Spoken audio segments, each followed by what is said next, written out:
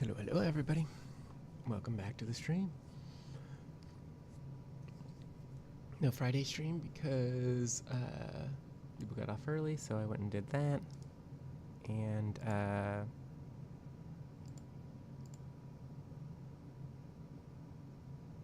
but we're back today to continue working on things. So I've got the editor already open. We were in the middle of balancing stage 1. And so I think I'll go back to that, see if I can get that done. I'll show you guys our little scripts real quick too at the end of the day of how we push stuff up to Steam. And that will get us closer to being able to launch the playtest. So just as a reminder, I guess we don't want to go into the test map. Grasslands.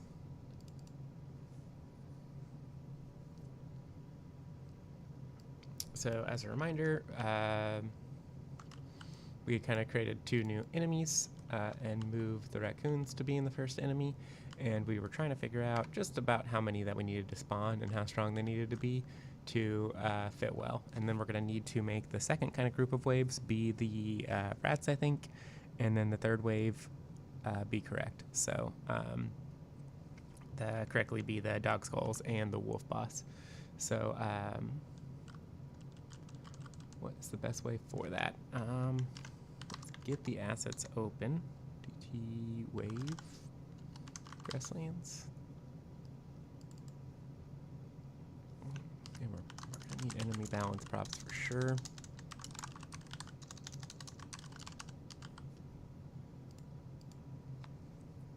And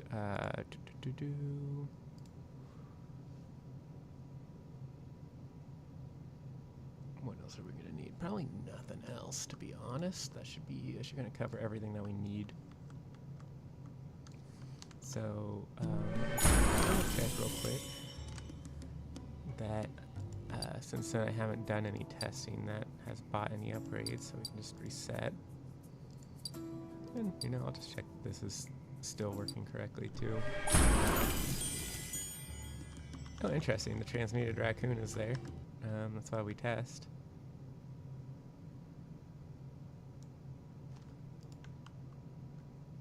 Is it because I didn't save? I didn't expect that to happen. Huh. Yeah, I really did not expect that to happen. Let's see if I do that again. If the raccoon's still there.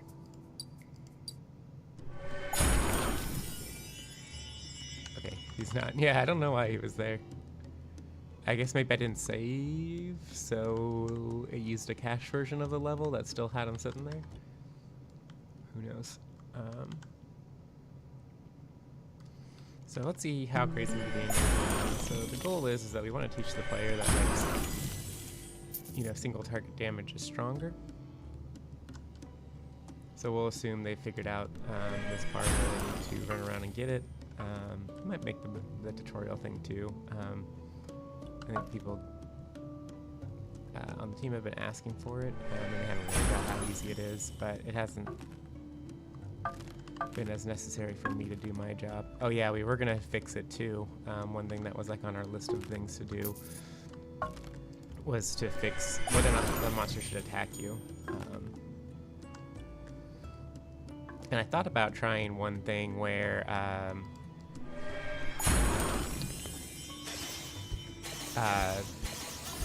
we would make them not attack you if there were too few towers. So you could definitely kite here, but I really don't want kiting to be like a necessity of the game, right? Where like maybe I do this and then I like stop them from running at the thing.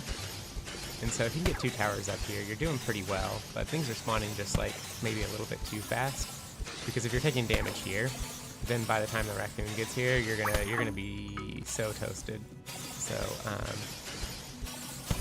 but again, if you're kind of playing right, you should be able to get to 3, maybe 4 towers by the time he makes it all the way to the base. You can see here he comes, and we're gonna see just how nasty this guy is. And so you can see, even if I picked up all the premium materia, I'm only gonna get 14. So I think I really want you to beat this altered raccoon, pretty hands down. You can see we only got him to about half health. So I think if I more than half his health, it could be good. So maybe I half his health, I reduce the number of monsters coming in at this stage, and that should be good. And also have them do a quick check to see if there's no tower, so you can't just like, you don't get stuck like this, right? And think that like the point of the game is like, I don't know, to like build a tower and like run around with it or something, right? You do like this, and like theoretically you could beat the stage like this and did it just perfectly, but I don't really want anybody to beat the stage. I don't think that's fun or interesting. It takes forever.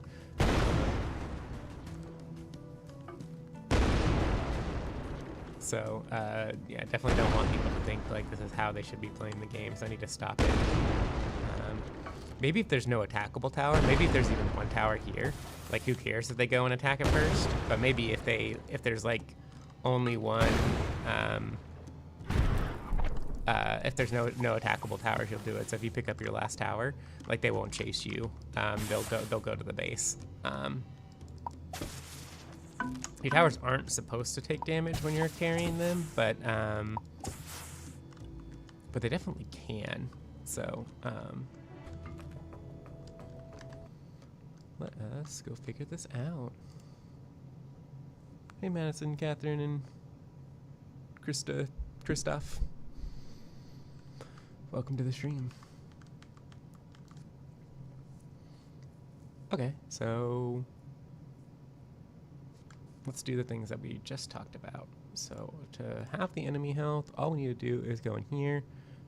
We need to go to the altered raccoon, right? And we can bring his base health down. Oh wow, he only has 2,000 health. That's kind of surprising. So if we bring him down to 1,000, that'll give him only 5 times the health of these guys. Maybe we bring these guys like under 150 so they die in 3 shots.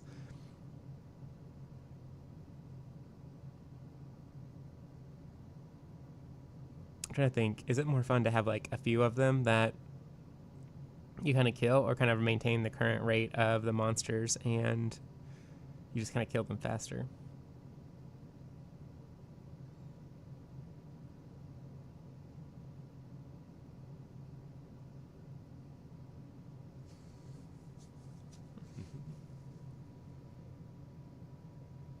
To be honest, we could bring their health down to 175 and not bring their health down much, and they'd still die in 3 shots to the magic towers.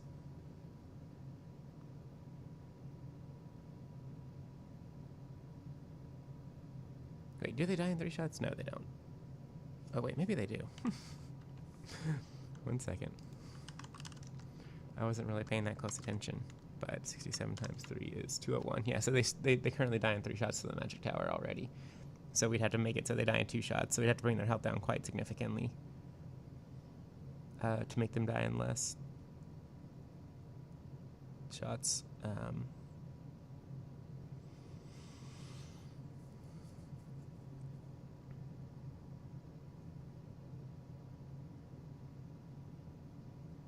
In general, I'm kind of thinking like more monsters is more fun, and we have the performance for it, so I think maybe we should kind of go around that. So yeah, maybe we do bring it down enough. So 67 times 2 is equal to 134.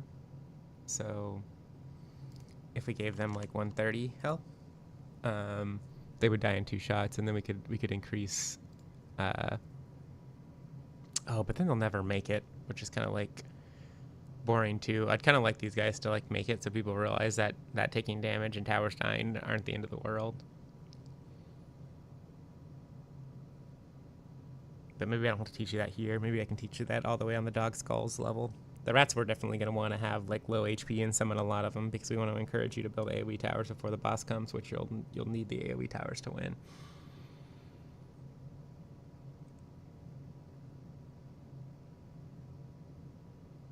We do feel like we have quite a few. Maybe 200 is the perfect number for these guys. And then instead, we just reduce just ever so slightly here how many we have coming in. I think like that could be like 8. And the 10 spread's probably pretty good. And this should be like a significant easier experience, right?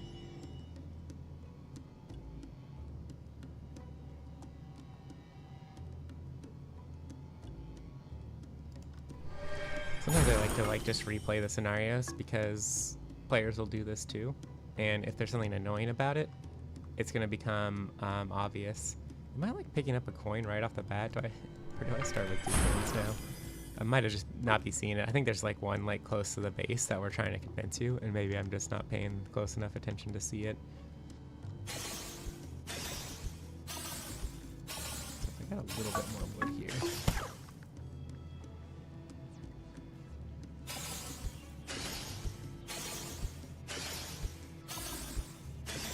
Wait a second. 1, 2, 3, 4, 5, 6.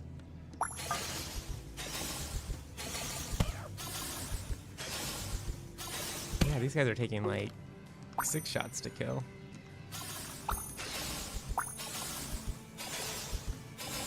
Do I have like difficulty turned on? That could be true. Let me see here. Oh, I do. Oh no, I balanced against this being on the 2nd level of difficulty. Oh no, no wonder the game has seemed so hard for me versus everyone else. And I'm like, why do people seem to die? Yeah, there is a coin right here.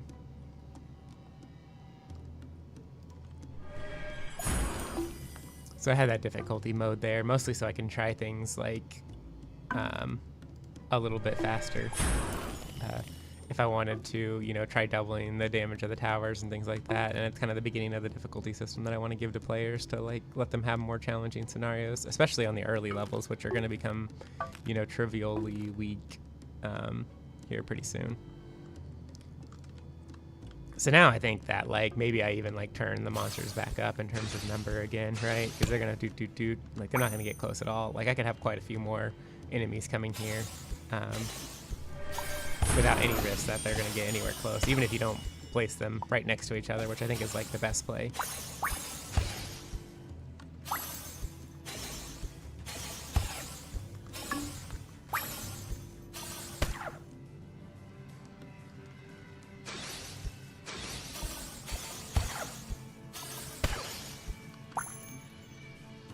So that Ultra Raccoon also had the same increase in health.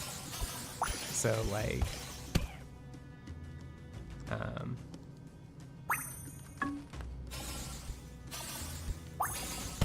so that's kind of like one thing to keep in mind. It's like this guy's gonna be way weaker now. So he's gonna get to a tower and he's gonna die. And if you have 3 towers, you're just gonna instantly like beat him. So I think maybe increasing his health again and letting him do a little bit of damage to a tower could be good. But then you'll be able to get this, and then you're gonna get the augments, and they're kind of busted. So, you know, if you got that one, for example, against these guys, like it's so absolutely busted because it's like 50% slow. So like they stand no chance.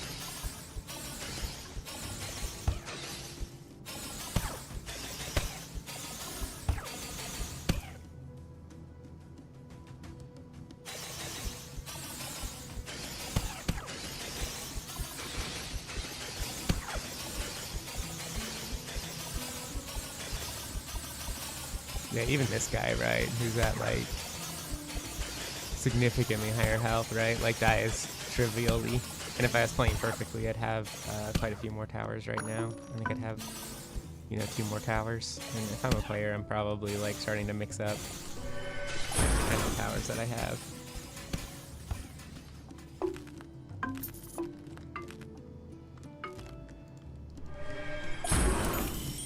Come and get the wood that I missed. Coming back. I'm like, that tower seems cool. It has higher range. I'm like, do this. This guy's coming out. He attacks when he's outside of range, which is not great. He's just making a sound. Oh, and he's hitting AoE right now. Look at how big his AoE is. He just like destroyed these 2 towers. Wait, how did he even do that?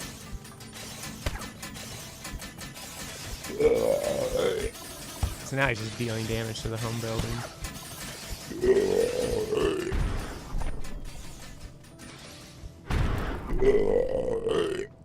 And he's rough. He's really powerful. But he at one point, I think, was like the second or third boss. So I need to do that.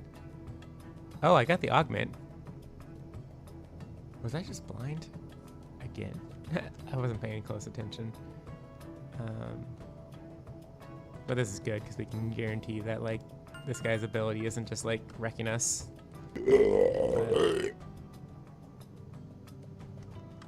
Okay. So we're gonna need to look at his ultimate ability. I think previously we didn't notice it because he was kind of like actually too weak of a boss, so he would die really, really fast.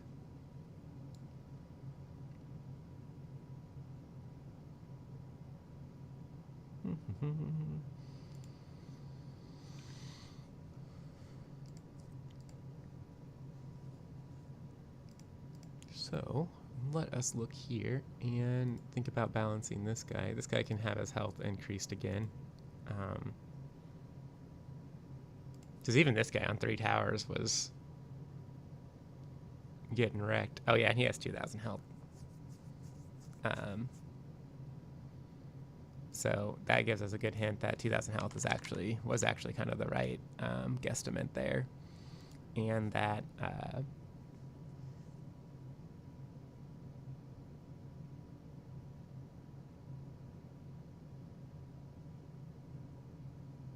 this guy might want a little bit more health to make it all the way to the tower. I feel like if maybe he had 3,000, that's like what?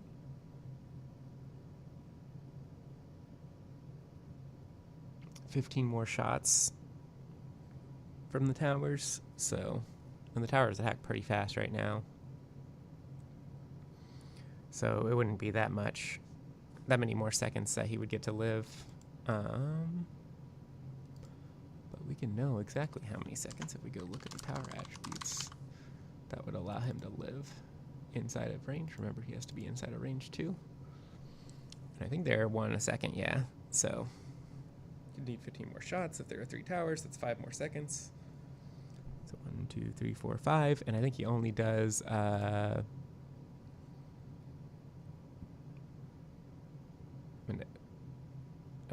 he does 2 attacks per second, so he does 14 damage per second.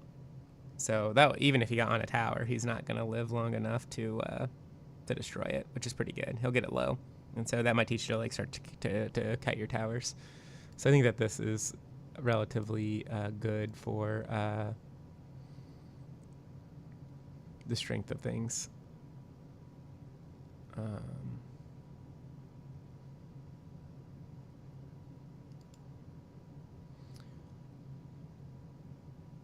This guy's base health may be ridiculous, but we were talking about giving him negative armor, so I'm not as worried about that.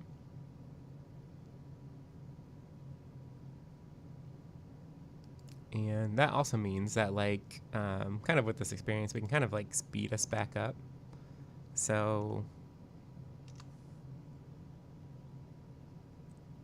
I think I'm going to do, like, 6 and 8, right? So you get a little bit more enemies to try and fight, and as long as you get 3 towers down, you're gonna have absolutely no problem.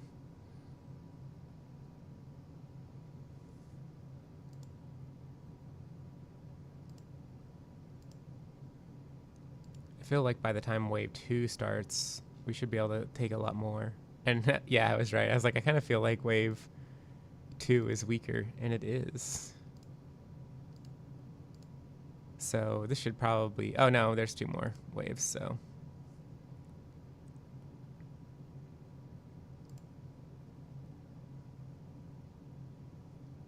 This is just the boss, so he can spawn from any direction. It's really not that big of a deal. We can start to, like, altered raccoon wave, right?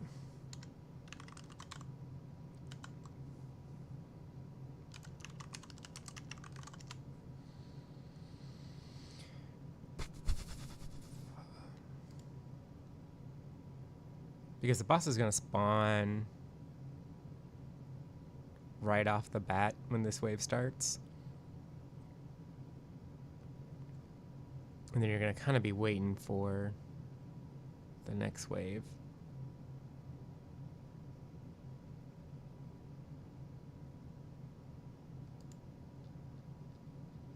I think like 2 waves fully spawning may feel like a little bit better and may not be as crazy.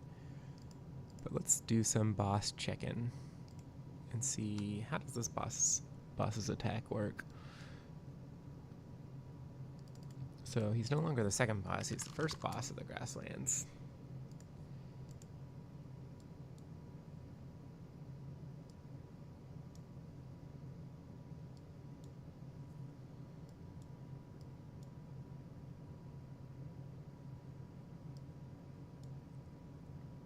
And when he attacks and he calls Wiggle. What does Wiggle do? Wiggle does an animation. When the animation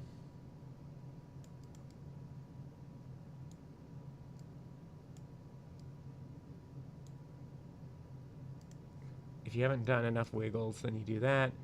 And every time you wiggle, you do an attack. So we activate the attack.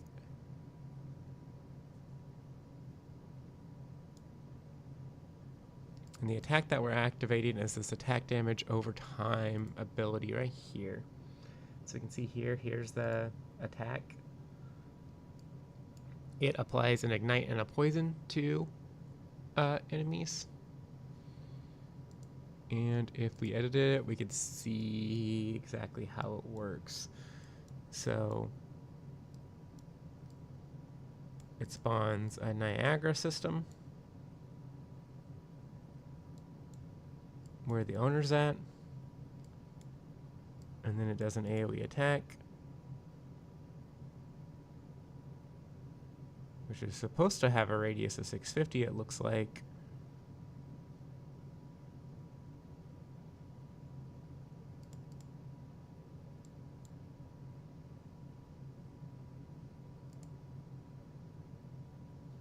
It's the owner of this, which should be an enemy.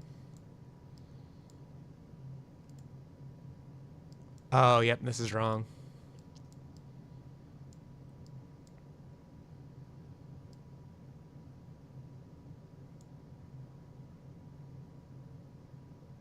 So what this does is it looks at the enemy that you're aggroed to, and then it draws a circle around it. And since it doesn't check to make sure that the boss is in range at all before it does the attack, it will just it will always like hit its thing. So so the problem is that we're the ability's on the tower, right? But the AoE is on the boss, right?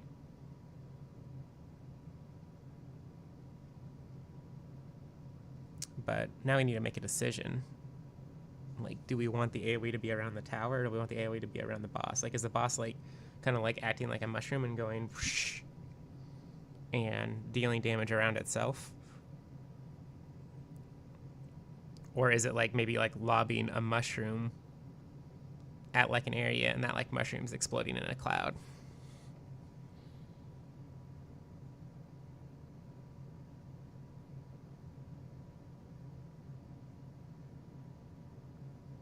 I kind of like the idea that it's around itself. I can use paint to explain why. So like, let's say you have like a tower, you know, you have like 3 towers next to each other like this or something, right? If he attacks like the closest thing and then the circle's drawn, right? Like it's gonna hit like quite a bit of stuff usually, right? Whereas if it's his person, you have to wait till he actually gets to the tower, and then it'll draw around him, and so it may miss some towers. So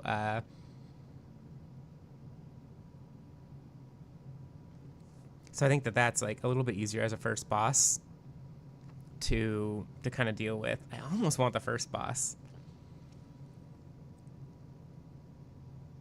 not to have too much of this. Because this kind of plays around with like, okay, you want single target tower damage to beat this guy, and you want to like spread your base apart to beat the guy. I wonder if I want to simplify it even more because it is the first boss.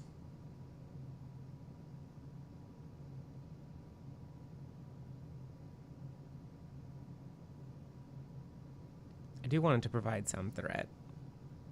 But do I care if your towers are kind of spread apart? Because then you kind of like want to push them again closer together for the rat boss, I think. The rat king.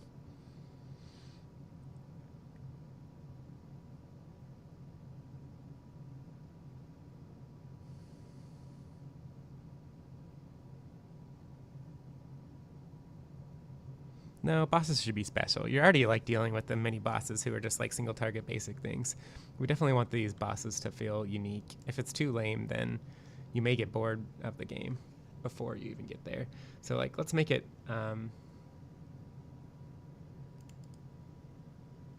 be around this. Let's see how many things use the AoE attack. So I can right click on anything, find references, and then just let it run.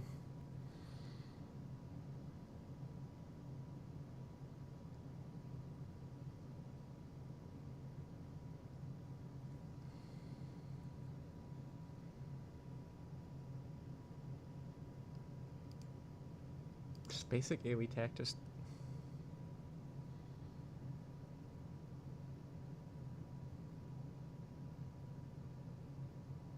that is annoying. Let's see where this is used. I see.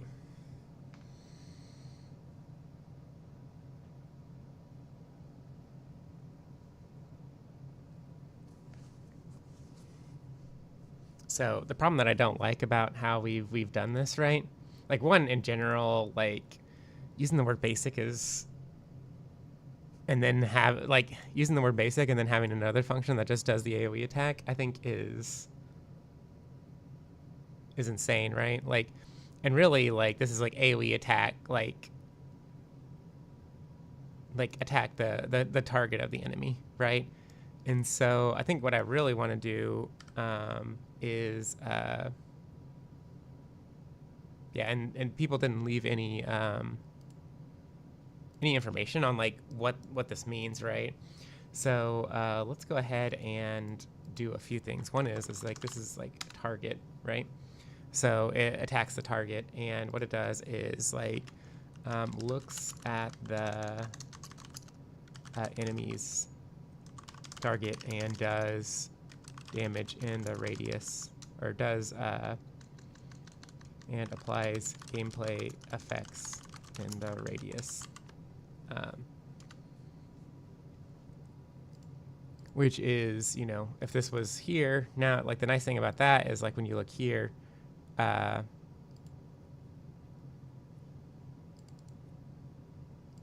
you know, you could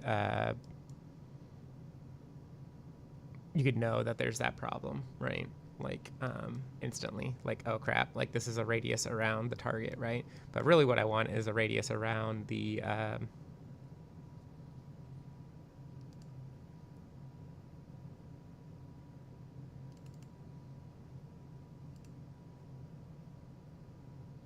I guess we called them target attacks, so I'm gonna go ahead and do that too. AoE, and then I'm gonna use my thing where I actually put the space, because I was noticing that it doesn't look quite right. And then this is going to be like basic AoE target attack.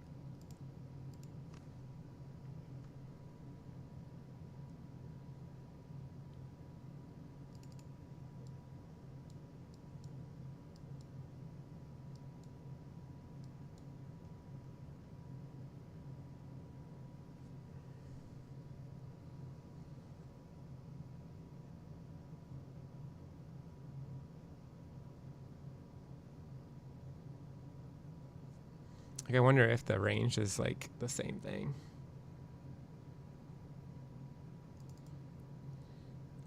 Like, I don't get the double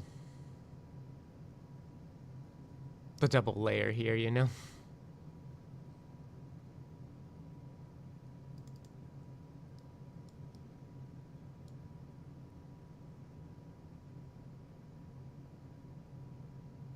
And like, this is insane, right here. Get the first actor. Like, if there are multiple bosses, like, this is not gonna work, right? So like yeah, some of this code is just doesn't work quite right. So we'll fix it.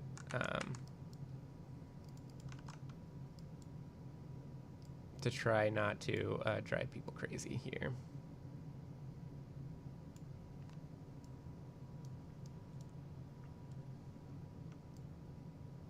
So this would have caused like so much confusion when like AoE attacks happen from other bosses, which probably is what was leading to one of our bugs that we were seeing the other day, where like it just seemed like randomly the boss got infinite range, and my guess is somebody made an enemy a boss accidentally, and it like read that instead on the map. And so like this should generally work. It's kind of still weird code, but I'm not gonna worry about it too much.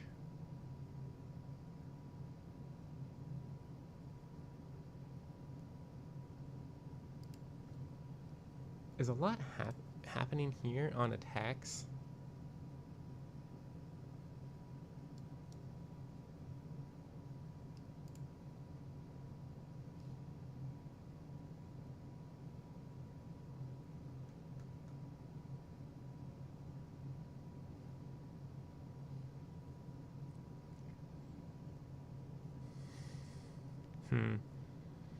Like, I almost feel like this is like super duper overkill for what we're trying to do. But I don't want to like go in and start changing things. So.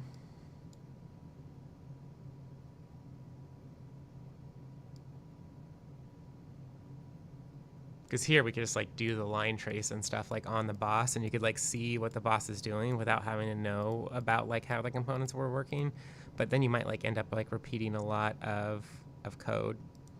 I'm also curious if anybody else uses this one. Yeah, somebody uses this one, yeah. And so this is almost certainly the problem that was causing it with the cactus bunny and at everything.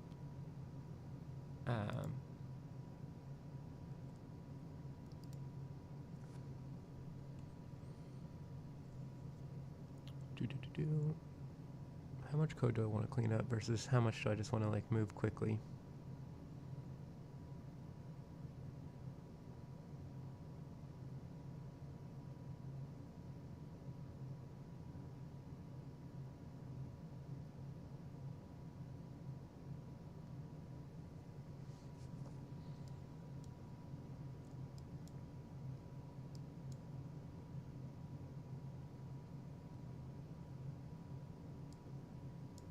Because like one of the crazy things too about like this kind of like activating of the attack, like it happens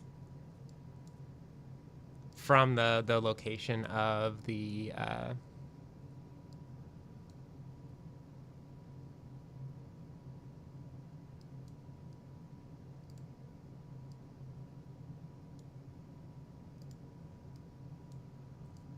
owner, right?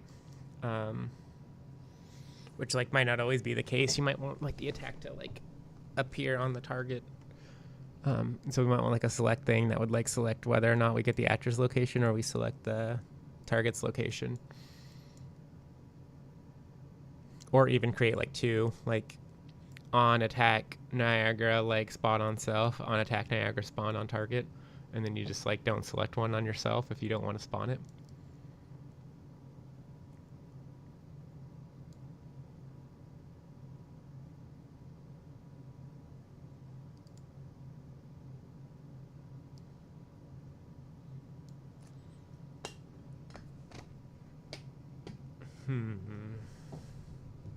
How would I like to go about fixing this? Or thinking about this?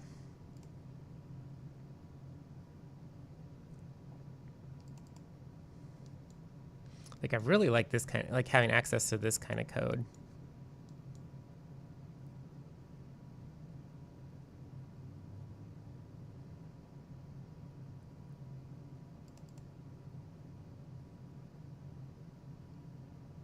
But am I just gonna actually go and make like another AoE type thing here?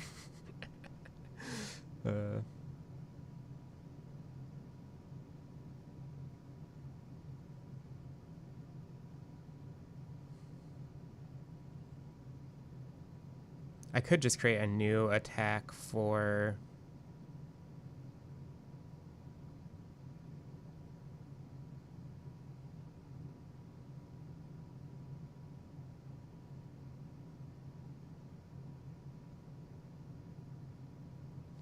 the big elephant-like monster. I think that's what I'll do.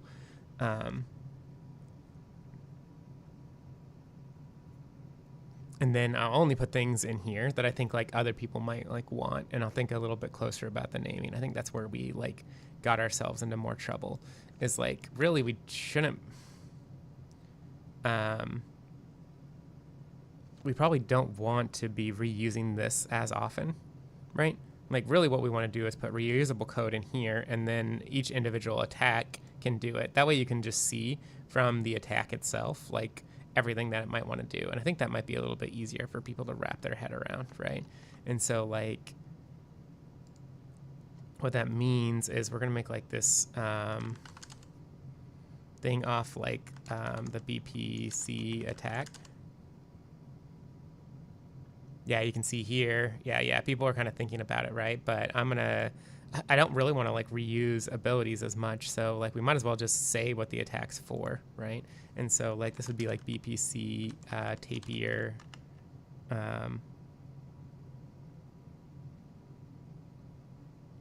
of like poison stomp, right? Is like really what this kind of ability is trying to be, right?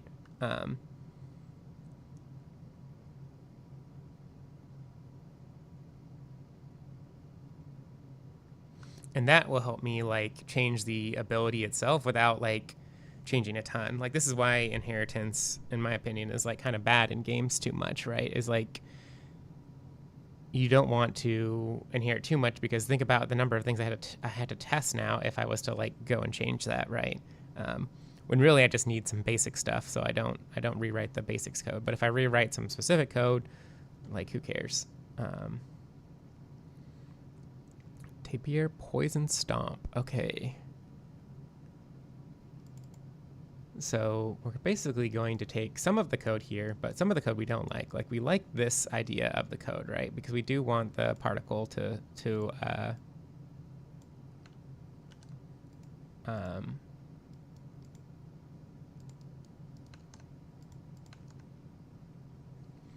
oh, wow. Did I really not make this on attack like the general one? That's kind of crazy.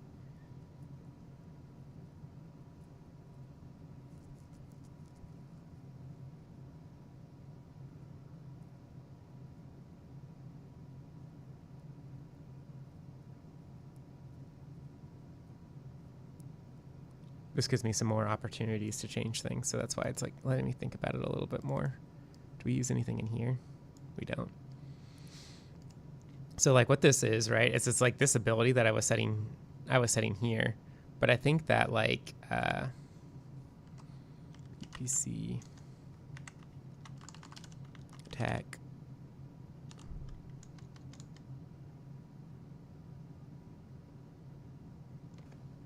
why is it not there?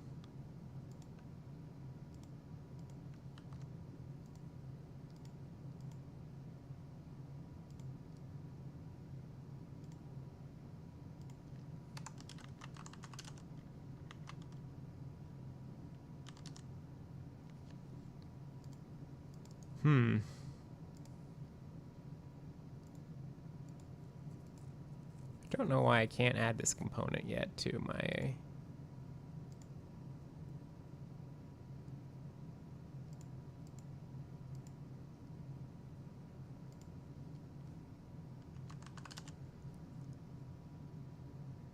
thing.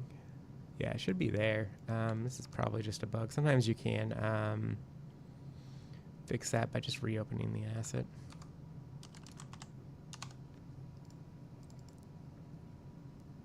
And it'll like update this list of like actual valid ones.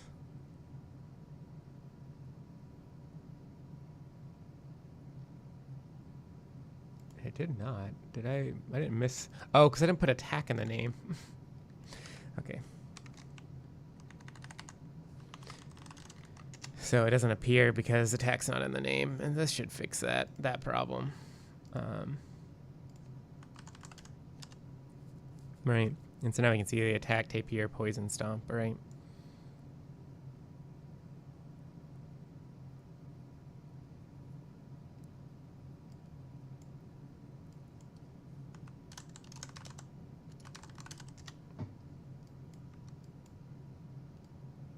And so it wiggles and then it activates its attack, right? And now we're basically doing the same thing.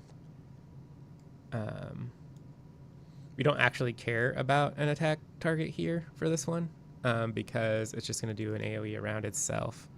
Oh, yeah. So, and I think that this just reads, if we look at the previous one, yeah, we just override activate attack, right?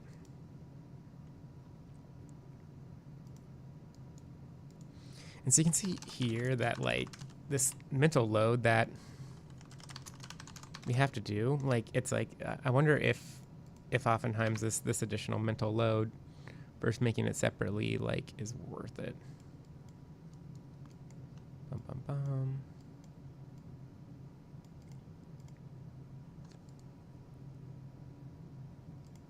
So we can, like, create this variable, and we can, like, create this. So I don't think we'd ever need to use it, so it might be a little bit overkill, right? And so that'll make the particle. And then now what we really want is, like, the AoE attack, right? But we don't want to do a target attack. We want, like,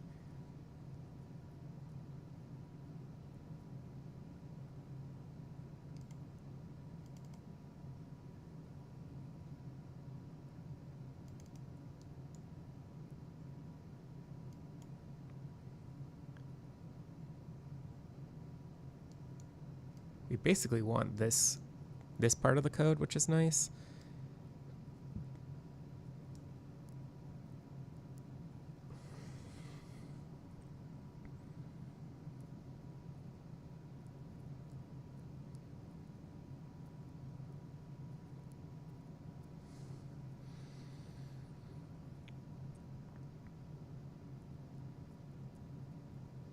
And, like, the crazy thing is too is that, like, we pass a target, so the fact that this is, like, coming in is, like, not the best. Like, I would kind of expect if we have this variable and I pass a target, like, it would do it, right? And this would allow you to do things like you aggro to actor, which is, like, the thing that you're, like, walking towards, and then you could, like, attack other things. You could, like, pick a random target and go boop, boop, boop, boop, boop, and, like, shoot AoEs around it, right?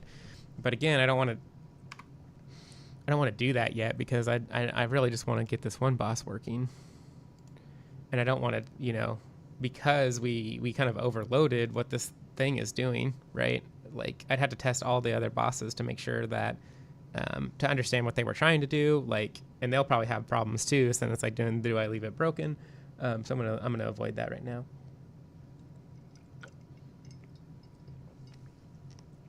And I'm gonna start just specializing the bosses more, right?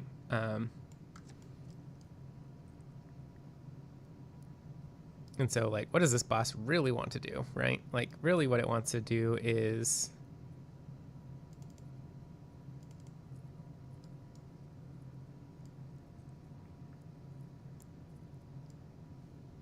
like this part, right?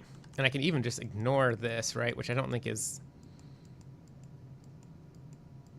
that particularly clever. Like, this is the part that's interesting. And technically, I might even want some of this idea. But let's just take little by little. So we definitely want to do this, right?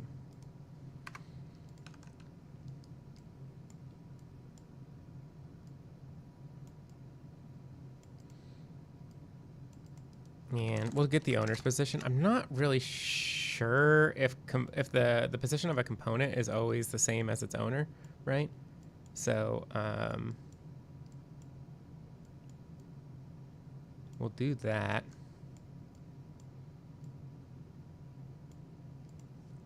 Right, and then we can promote this to variable, right? Which is, this is like, you know, the attack radius.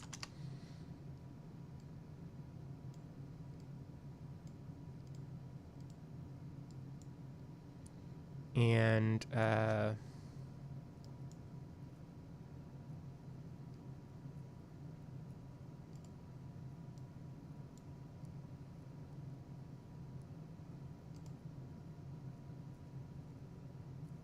And so here we have the applied gameplay effects, and this is doing the same thing too, that like we really don't want to be doing, right? Like, because this ignite is going to be used in a bunch of places. So if someone is thinking, oh, I want to just like buff the tapir, like we set them up for failure because they figure out that this is what it is and they buff it up. But what they don't realize is that like this is also used on like a magic tower or on like an augment, right? And then they like buff an augment that they shouldn't, and then the game just like doesn't work anymore, right?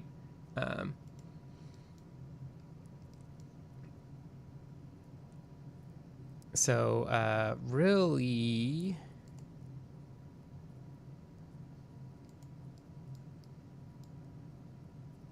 there's kind of two thoughts here. I could promote this to a variable, and then that would let me manage it on the boss to peer, right? But this kind of gives me a hint that like, oh, I actually kind of like want to reuse this, but I kind of want to discourage that, right? And so if I make this like a literal array like this, then like there's only kind of one spot. It's way easier to just like instantly know how this value is getting set, right? I almost even want to do it right here too, is I think maybe I was already trying to like think about it, but I think that the attack itself should hold all of this, right? And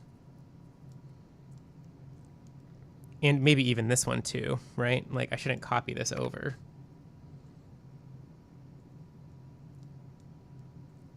It does like make the config like happen right here like a lot more, but I don't think if I don't want to reuse something, I don't think I really want to configure it.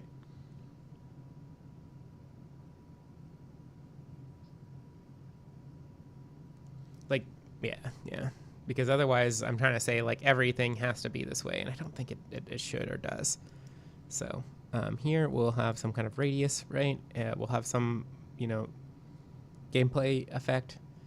We can do 1, and oh, that's really interesting. It handles duration.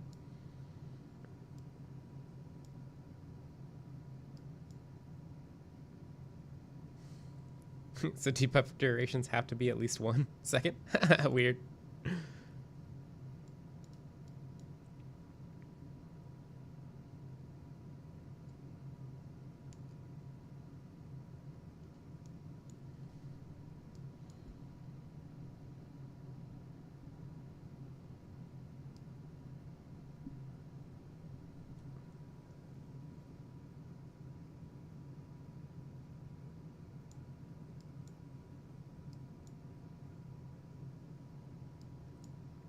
So we make like the effects spec, right?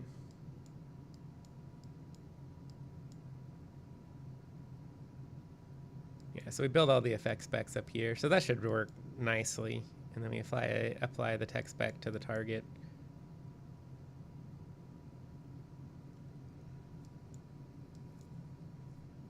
Okay, that's really nice. That's a nice function, right? Because that's going to happen all the time. And so we probably don't multiply the damage at all. This is where like maybe we would want to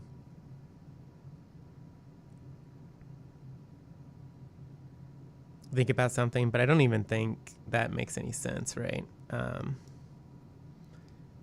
Because I think the way that it's going to pull...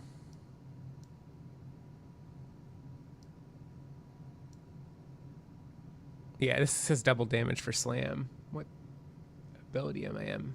Yeah. Get calculated. So it calculates the damage and then it multiplies it by that. And this is already going to be like reading damage multipliers and damage bases. So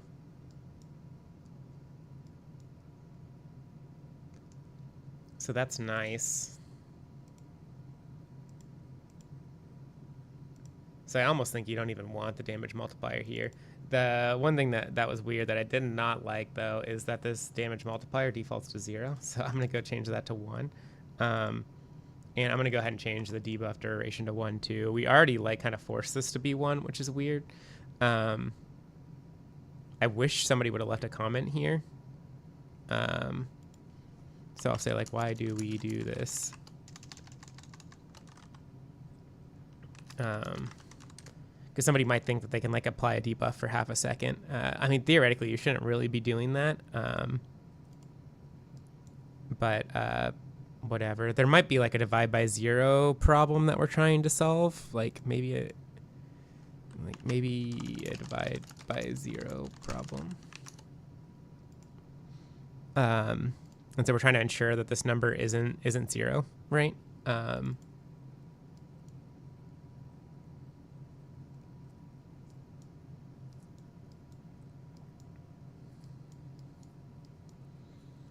But there's that. So now,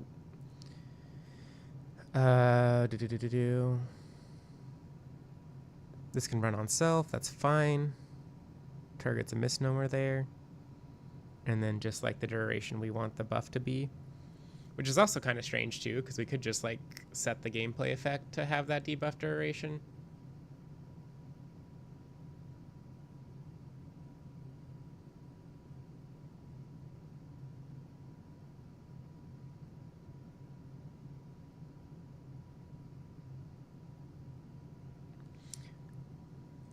But I guess if we set the effect of the debuff duration, if we ever wanted to code something that was like boss debuffs have like 50% less effect on your towers, right? Like if we weren't listening to this debuff duration, we wouldn't have that, right?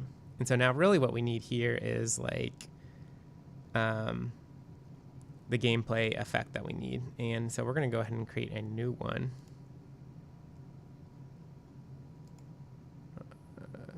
And play around with that there. So we'll go here. We're going to go ahead and create a new gameplay effect. Call this GE, right? And then we're going to call this like GE to appear.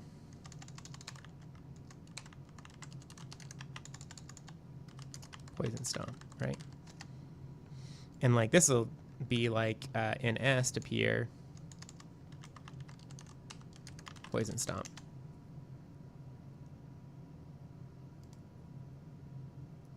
Right. And oops, I misspelled that there. Now the nice thing is like once you're linking about Poison Stomp, now you can instantly kind of tell what's going on here. Note that if you ever get this, you just have to close this again and then like reopen it. Oops.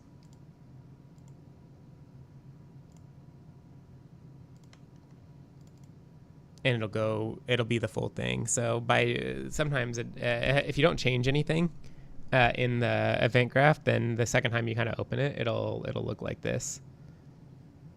So it's definitely going to have a duration, right? And its duration magnitude is going to be set by caller. And this is going to be that like debuff duration.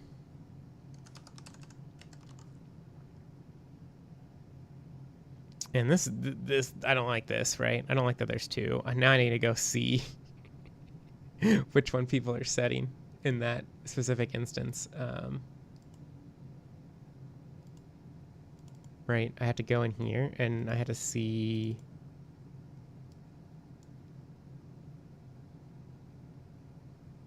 Oh, okay, that makes sense. So they're probably using the debuffs in the sense of like, oh, this is like a thing where attributes are like the attributes of the monster, right? To try to get people to like not stack up. I'm not sure if that's great, but that's good. So it'll be whatever the debuff thing is, and then what do I want to do for the gameplay effect?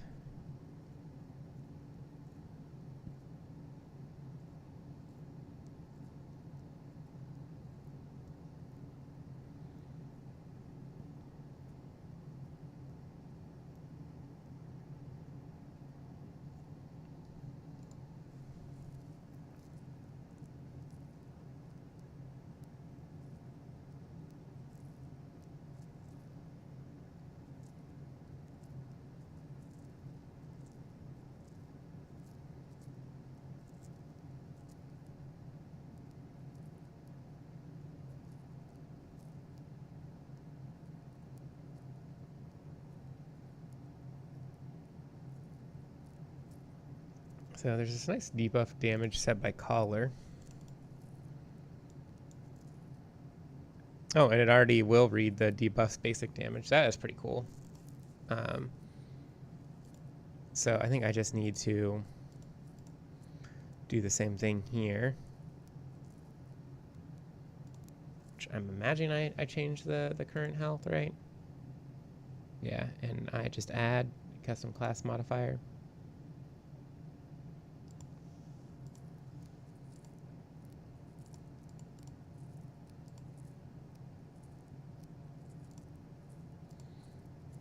And then I can say, like, based on that, like, what do I really want to happen?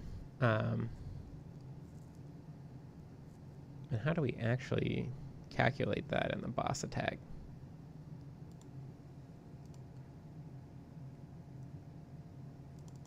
So we come in here. The damage amount is based off the damage of the enemy.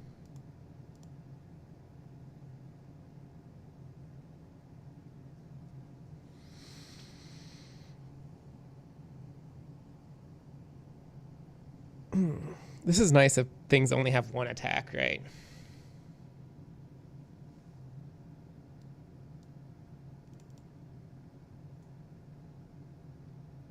Because it just reads, you know, it's just going to read this value, right? And it's going to like apply it correctly.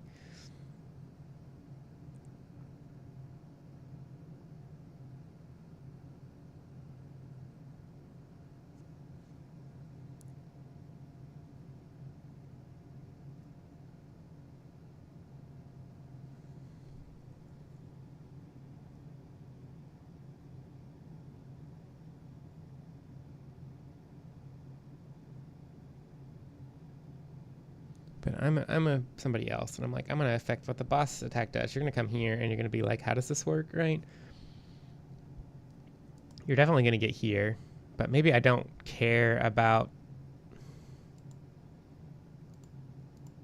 this. Maybe I just set the value. It does make it harder, like, to make higher difficulties do damage. Yeah, so I kind of need to do the, I do need to kind of calculate it off this, because this will like make it so it'll, is debuff damage, is there like a debuff damage? Yeah. Okay, this will work then.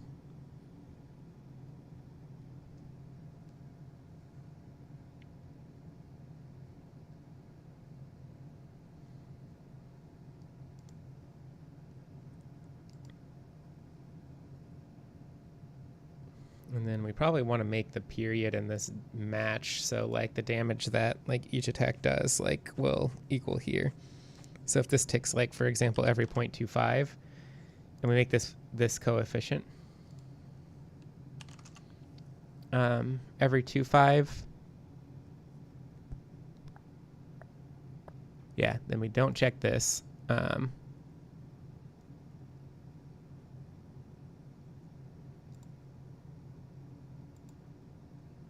Then I think that's pretty good. And then we could say like,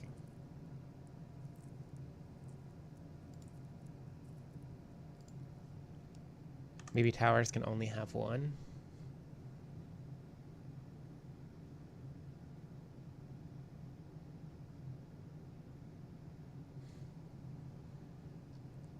Then what we're really saying is like whatever damage that is like how much it'll happen.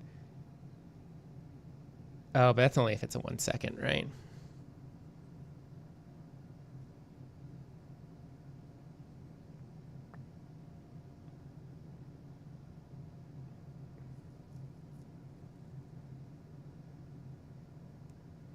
And we'll probably have it be multiple seconds, so I guess this will at least be its DPS, right? Which might be a little bit more easier on the brain to think about. So this will make sure that that basic damage ultimately equals the DPS that it does. And I don't think we want it to allow it to stack. But it could kind of be nice because like it hits once, you remove it, it hits again.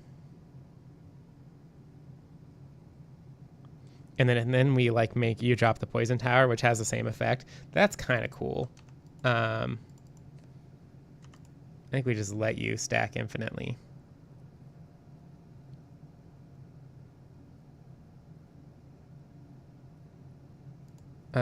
We don't want it to reset. And when it runs out of time, we want to clear the entire stack, right?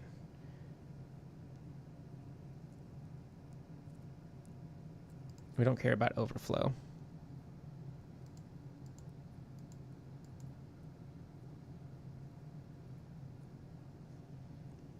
So now it'll come over here. It'll apply this debuff at the base damage, which is a lot better. We just need to go to the tapir spawn here, and we'll give it its own poison stomp type thing. I think 5 seconds is fine.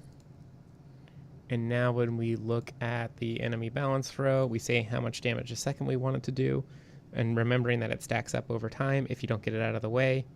And this encourages you to like pick your towers up and move them away from the boss too, which is kind of like a fun thing, even if it's completely unnecessary to beat the boss. So I think that that's pretty fun.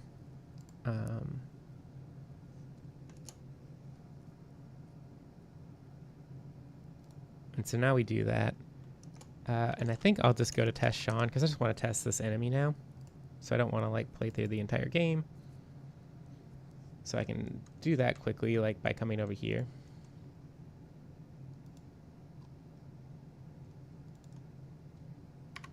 Getting rid of just other things that don't need to be on the map right now, and getting the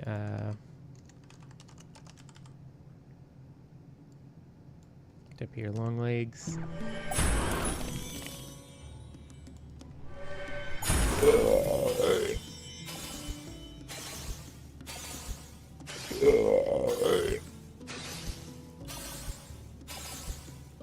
He does appear to be damaging it. Oh, I also have apparently a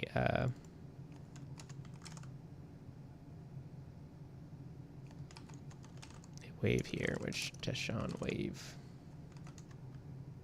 TT wave.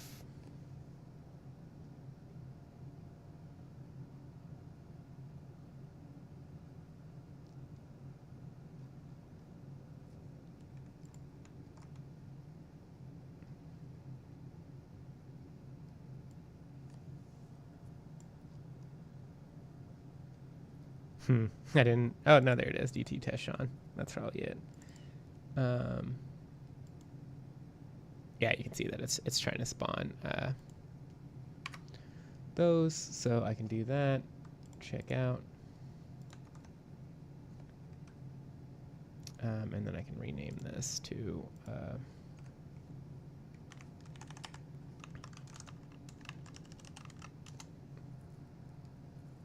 right, and then that will be nicer in the future.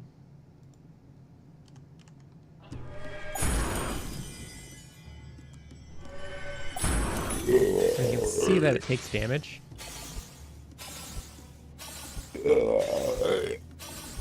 And the damage starts to like ramp up the longer it's kind of been applying. And it feels like the damage is decent. So there's some other nice things we can do too,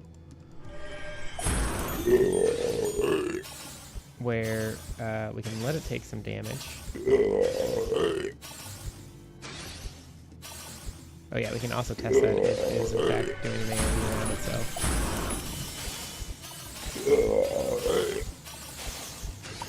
And hopefully... Ah, man. Yeah, something's wrong with our pickup code again. I want to pick up this one. It seems like that's the one I'm closest to, and then I'm not.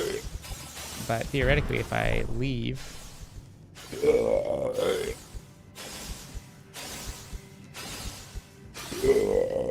Yeah, you can see if I leave, then like it stops taking damage. And yeah, I picked up like a really strange one.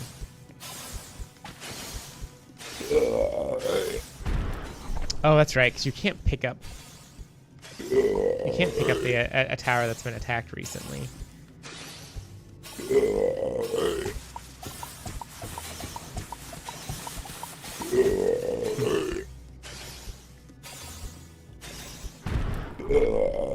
Sweet. So that's pretty good. Let's get the particle back on.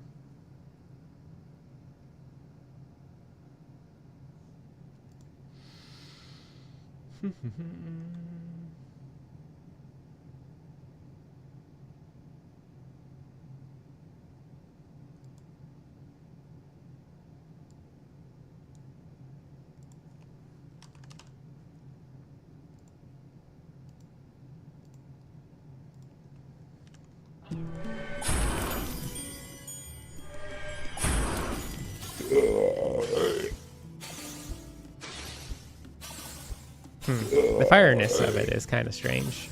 I like the mushroom part of it, but are the mushrooms not compiled too? Or are they just so dark? They might need to be like marked as unlit so they don't get shadowed as much, but I'm not sure. I mean, even on this stage, something's wrong with the lighting anyway, so it's not a great one. I need to switch my lighting back over so I can see what it actually looks like on the actual map. You can see my character is much darker on the stage too.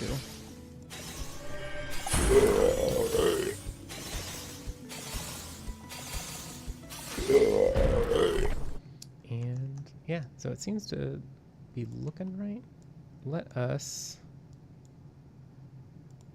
the nice thing too is like I can turn this on just for my character now too, without like accidentally flipping this and it being for everybody.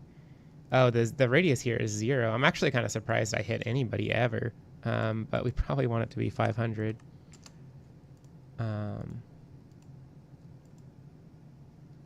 Oh, and it could also be too that my damage isn't working because it might still be using this old one, which we don't want anymore.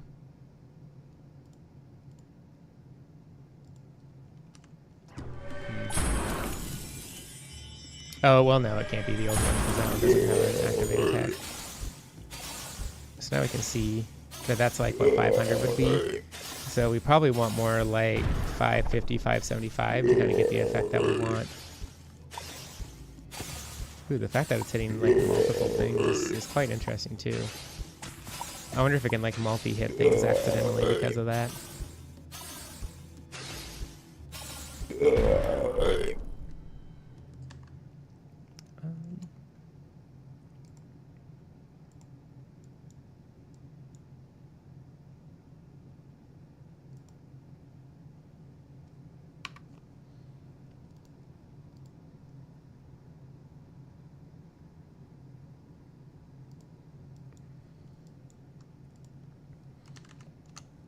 Maybe we want something like, let's try 600.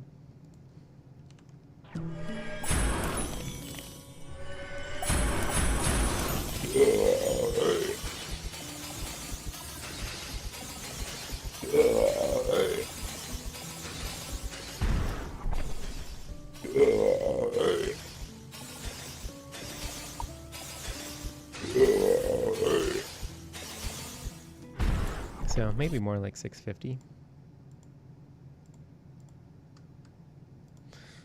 Maybe we'll try 675. Because what I'd love to do is, like, if you're on the grid space right next to it, you're basically hit. But if you spread things out ever so slightly, then you don't get hit.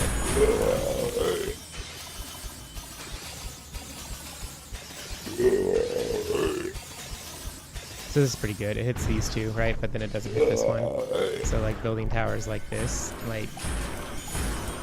will lead to you not getting hit in a lot of scenarios.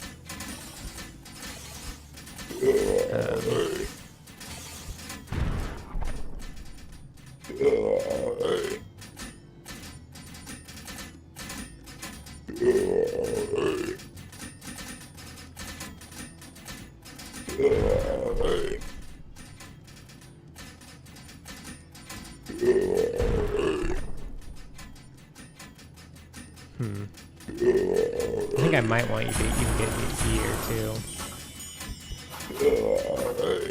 And I have like the affordance with the like visuals that like it kind of feels like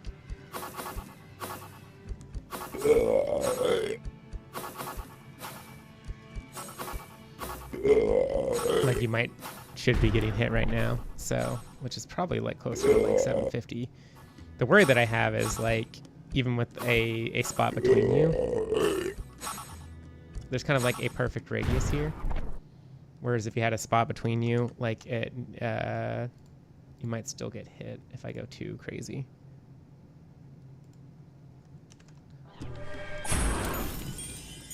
So like, I won't need to get hit like this, but I'd rather you not get hit if you were like right here. Okay, cool. So that's pretty good. So now, like, it's kind of like, we can kind of know that that's like the amount that you need to be, and you'll still get hit. And you can see that next one got hit too as soon as it moved forward just ever so slightly. So this is the perfect amount.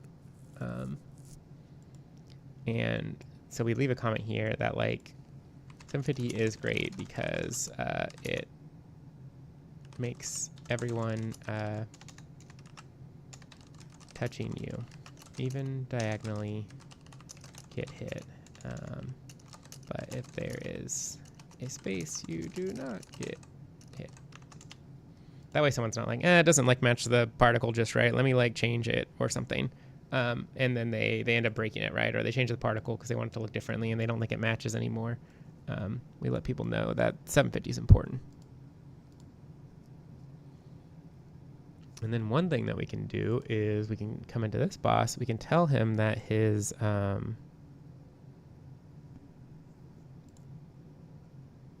we can't tell him that his attack range is 75, right? So, but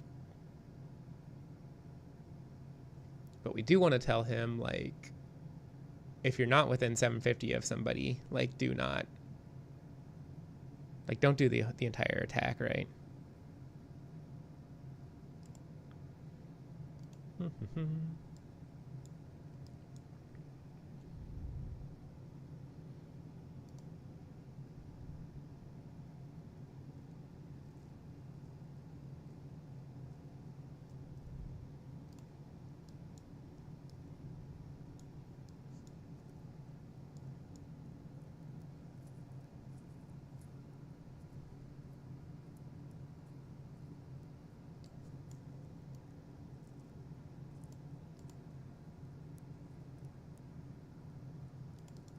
It's like, Git is in range.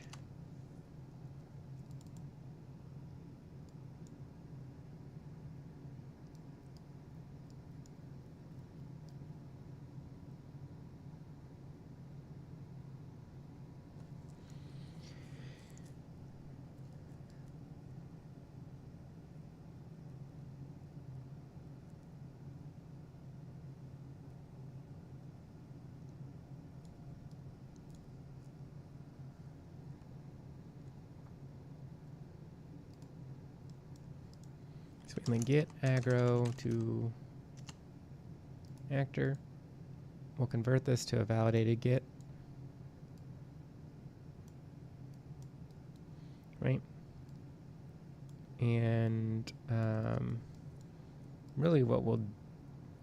Oh, no. This number needs to be matched with that other number. I don't really want to be passing these values back and forth, but they need to stay in sync.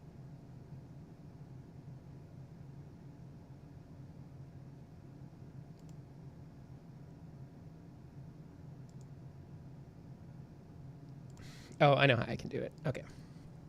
So we're going to promote this to variable. Right. That's fine. It can be called radius.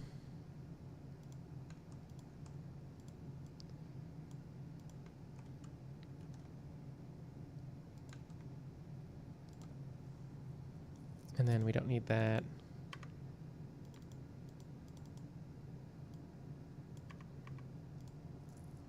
We don't need that comment anymore. Maybe we call this like poison radius, so it's a little bit more obvious exactly what it is. This will by default be 750, right? And what we can do now is we can get this, and we can get its poison radius.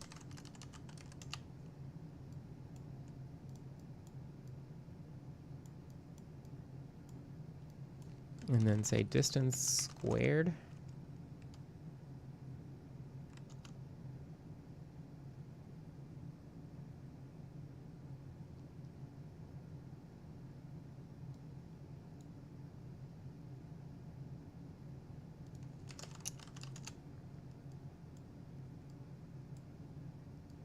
I don't know if this really matters, but I think it looks prettier this way.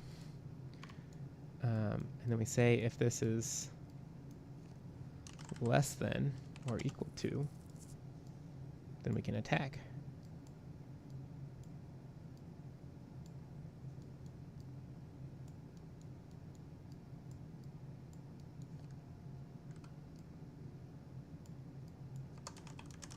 So now we won't attack, we don't have a valid target.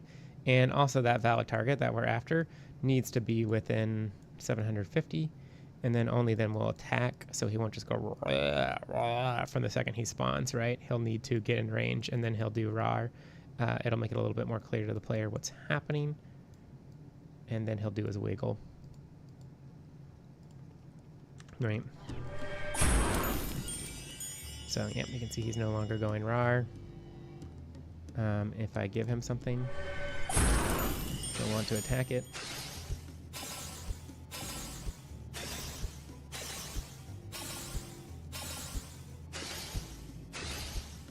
Huh.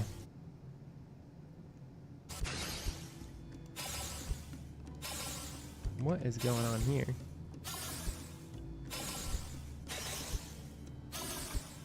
Okay, there we go. He finally tried to do his attack. Duh. That just has to be squared. So square's nice because you don't have to do a square root, and so it's a lot faster. So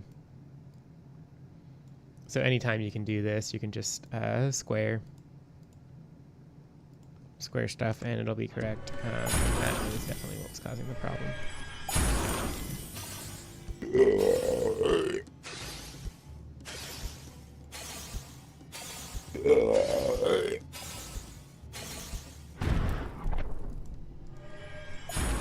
So we'll wait till he's in range, and once he's in range and his timer comes up again, he will do a scream.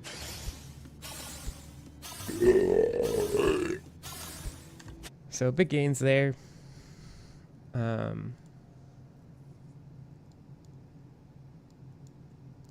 We just tell people now, like, only attack when in range.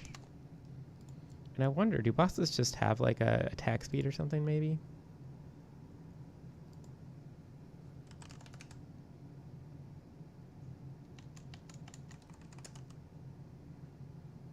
Oh yeah, they have an attacks per second, so.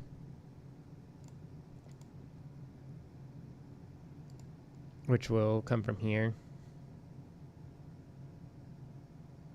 I thought, maybe not.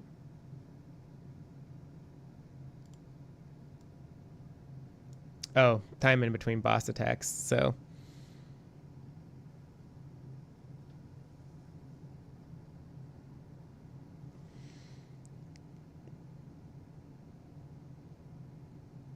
First second seems kind of long for the tip here. So I think I'll like take him down to 3. Just so he feels like a little bit more responsive.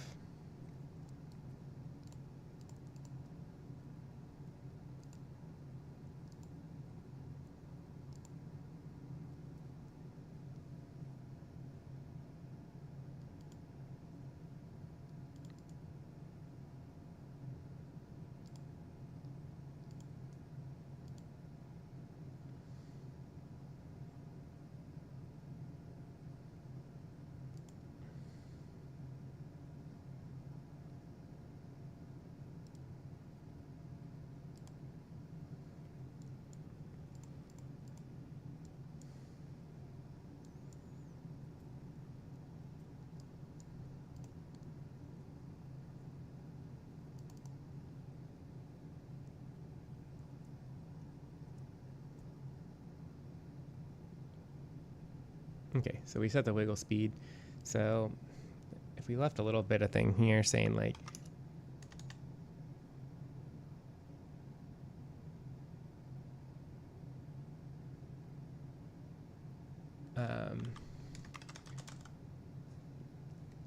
determines how quickly the animation happens over 1 second.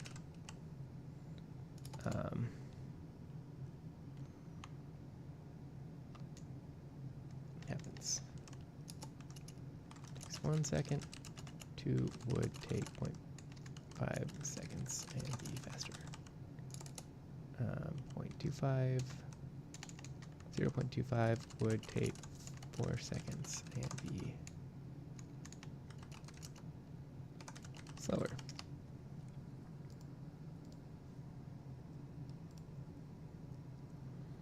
So now people will know what that is without having to go into the actual thing.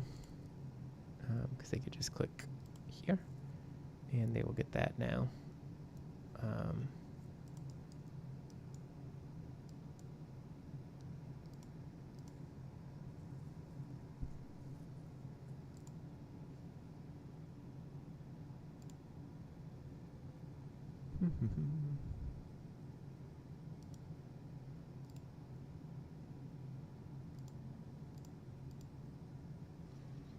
And doing pretty good, piano guy.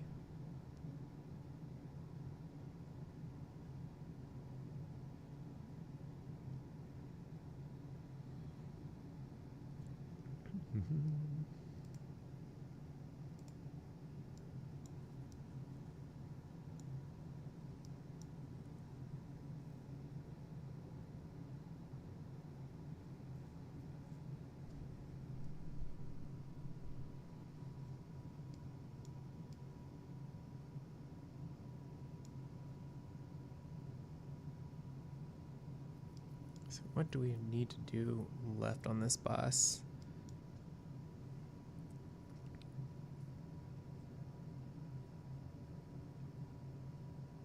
Basically just the negative armor, I think, and I think we'll have everything that we want. I guess we should test the 3-second change to unintended side effect, like destroying towers too fast that I didn't expect.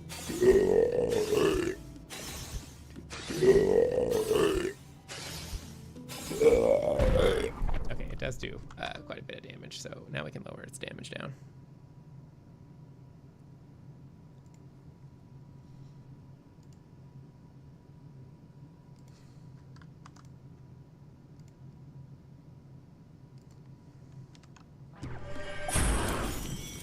It does seem a lot more deadly, but it does seem maybe like it's a little bit too fast for a monster that size.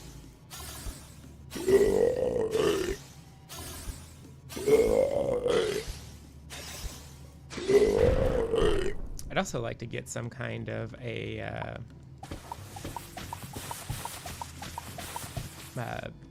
vamp style effect here. You can see that it does damage to the home base, but it won't do its boss attack against the home base, which is probably correct. I think that we don't want bosses to do it, because if this clears you and we have enemies spawning all the time, the enemies will do the job of finishing the home base for us.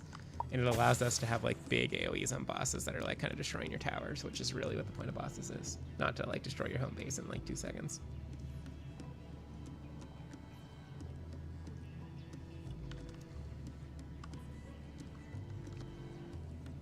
The only thing we're gonna need to watch out for, I think, is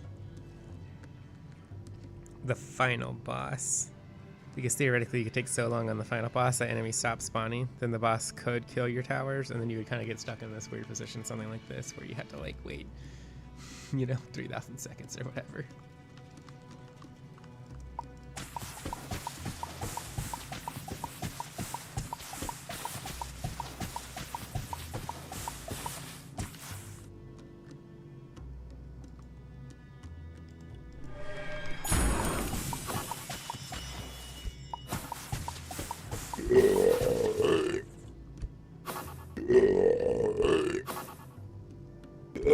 Oh, it does hit the tower though. You can see here that this clearly like will actually poison the tower. Oh, now it's just fine to do the poison. Maybe just home bases are so big too often that like the distance between the center of him and here is too much. So that'll be something to keep in mind if we ever make a really large tower. This guy may struggle with it.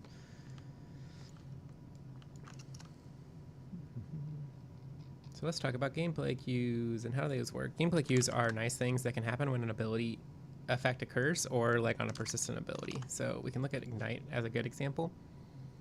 It has a gameplay cue that is GC burning, right? And there'll be a GC burning that we've made, and this will it'll kind of apply this actor as long as it's relevant, and this Niagara effect will happen, right? So I wonder if we ever made poison, because we do have GC poisoned, right?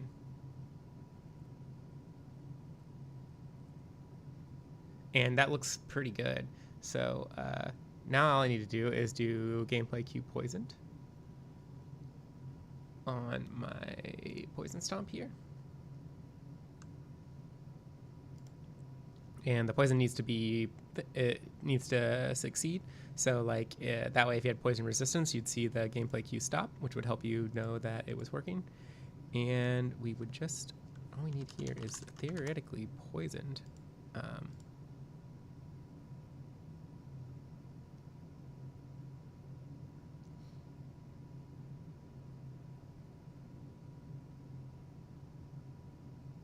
Oh, I can like queue magnitude this too. Oh,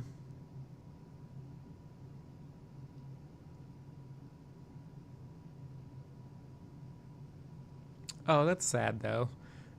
It'd be really cool here if I had like if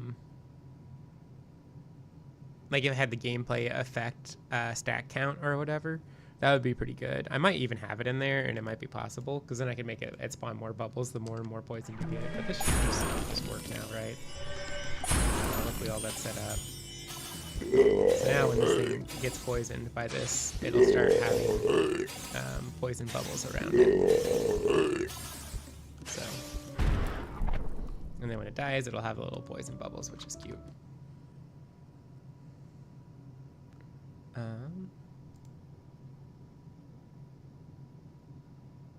And now negative armor, which theoretically should be in the enemy balance props. It's armor, and what we can do is we can make it take more damage from towers. So by default, the spiked tower is dealing like 7 damage. So if I gave it -3 armor, then the spiked tower should hit it for 10 damage, and the magic tower will hit it for 7. So it won't. Yep, perfect, right?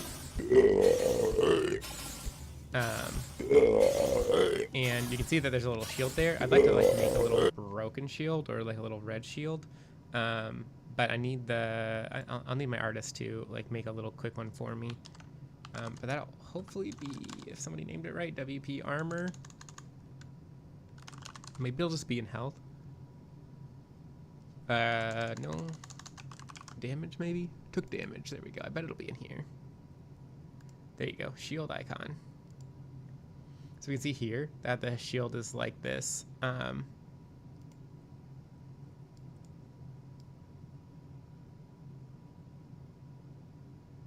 Getting healed, no armor, just show red. Show armored.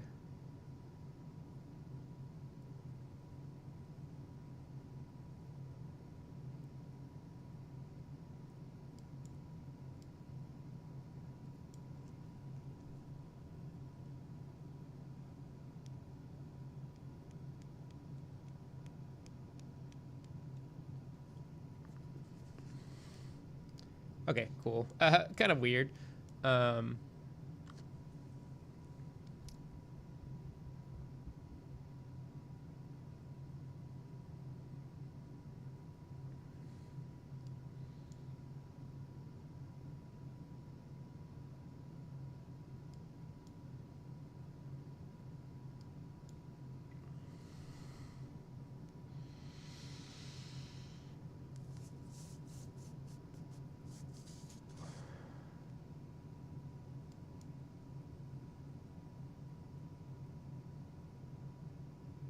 Oh, wow.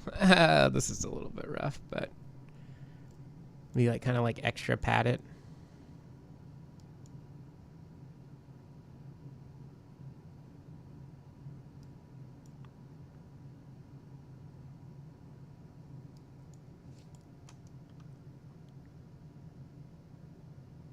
I mean, I don't really need to do this. This is gonna have to be true. But I'm gonna do it just because if people want to switch around how this works, it'll make it a little bit easier. So we have negative armor. Enemies take more damage, right? And what we're gonna want to do is I think we're gonna do red still. And we're definitely going to show the armor text and the amount. We're also going to set the icon here.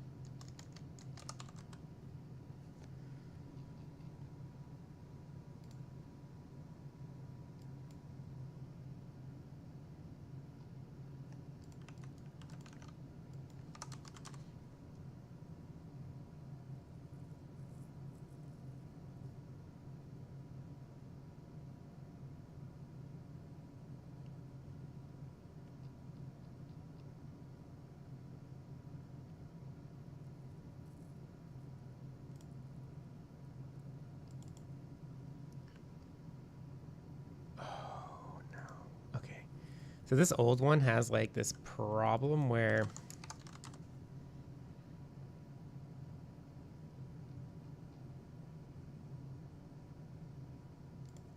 it doesn't work very well. I should really get rid of that because it's just going to cause people trouble. But I've reworked it so it doesn't include a bunch of extra assets anytime you call this function.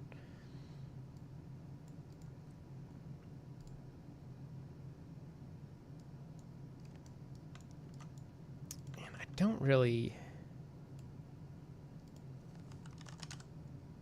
shield icon.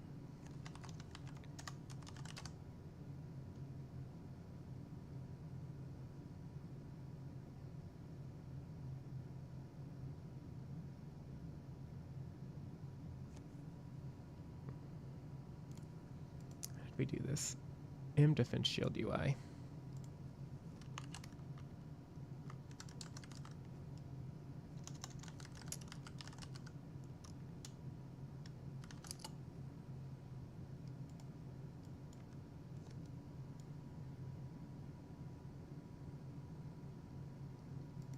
But this is like gray. How does it turn gray? Tint. Oh, color and opacity. So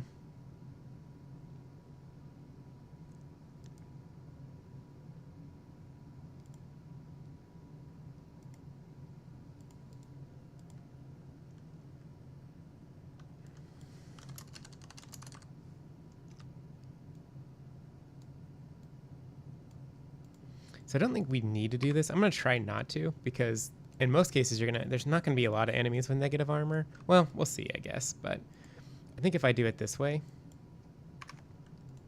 this might just work. So actually, maybe I can just, since I don't have a broken shield,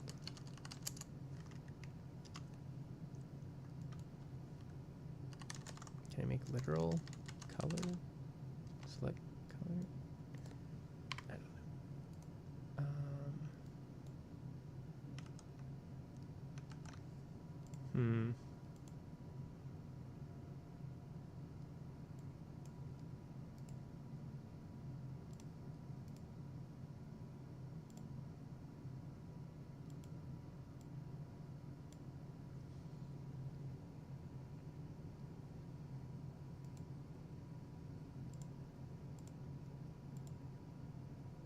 Okay, so that's what it normally looks like. And really what I want is to like kind of retify it.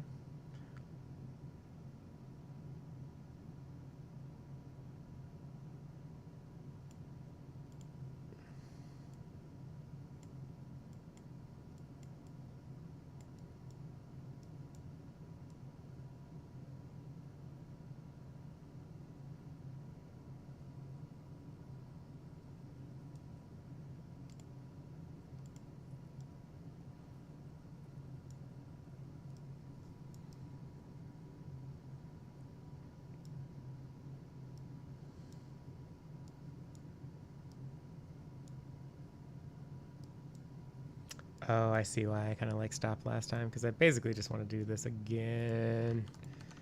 I don't like this, but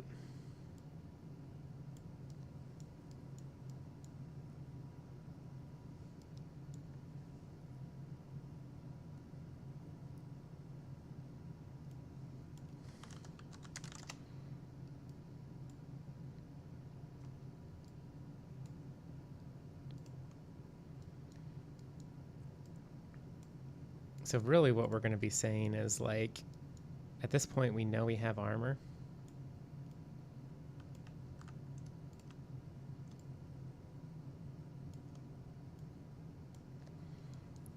So we want to set the visibility so we can see the shield icon. And before we, yeah, this will all happen in the same frame, so it doesn't matter. And then we want to like do this. I think this needs to be like this. So this is like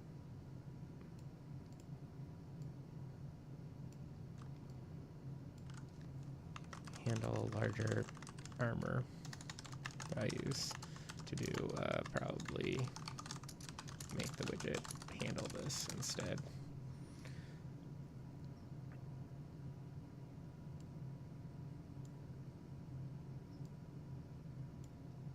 Right, and then this is like, we definitely have armor if we're down here. Have armor if we are down here.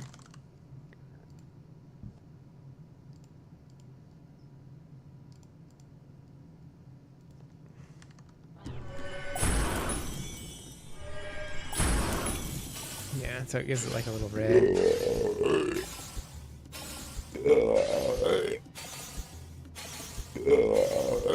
It's really just like kind of a rough icon. I think the opacity or something is killing it. Let's go take a look at that.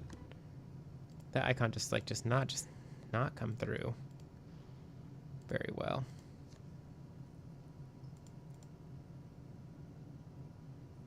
Nope, there's no alpha. Let's check the material to make sure it's not. Wait, what? No, it's just no. We're not playing around with opacity. Oh, maybe we do need it. Well, no, we don't need it. I don't think we need to play around with opacity here.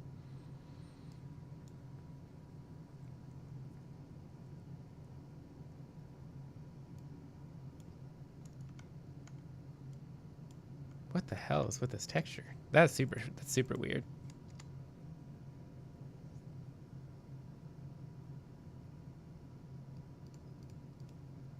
I mean, the alpha is nice and crisp. The RGB is like not nice and crisp. That's crazy. So you can see that this is like 4 megabytes. I think what we could actually do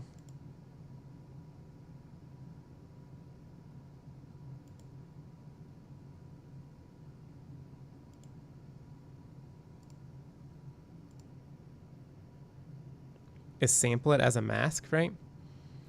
So now it's just a mask. So we only get the alpha, right, in the world of mask, and it's nice and crisp. And the real benefit of that now is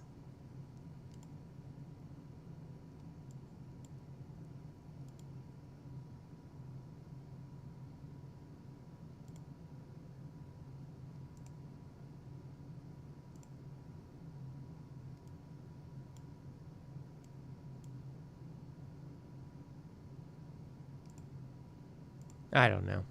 I thought it would know that I really only was using the alpha, but we're just going to set it back to user interface and just leave it alone.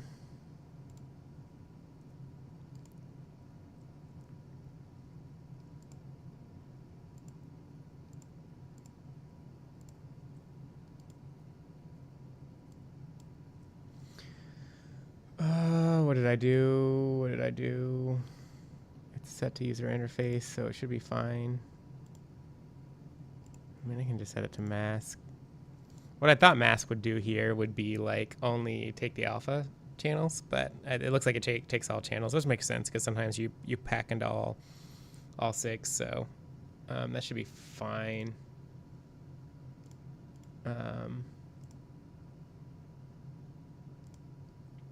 don't know if it'll look better.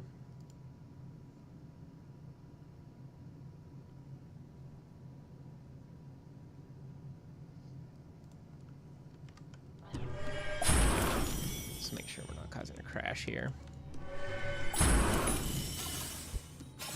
Oh yeah, this looks worse. Okay. We do get a lot cleaner, which is what I wanted, but we do get the blackness there that I did not want. Oh yeah, that's right. We wouldn't be able to tell.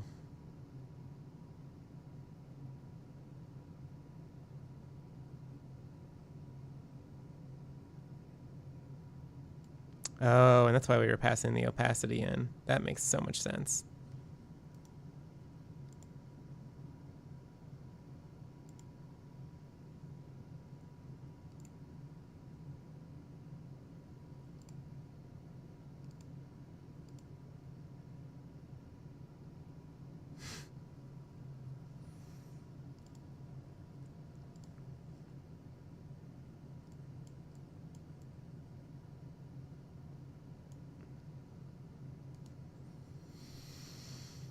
Oh, I hate this.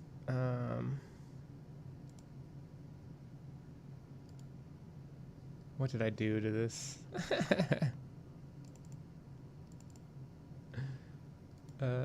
What did I do? Should be linear color.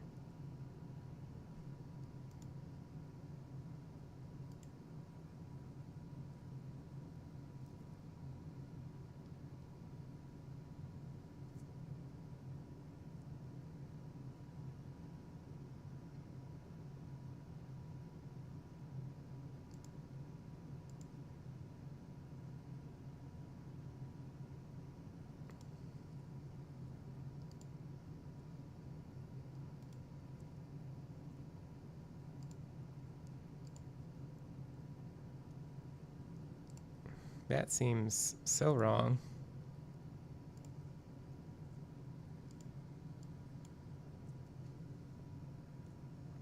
Why is it blue?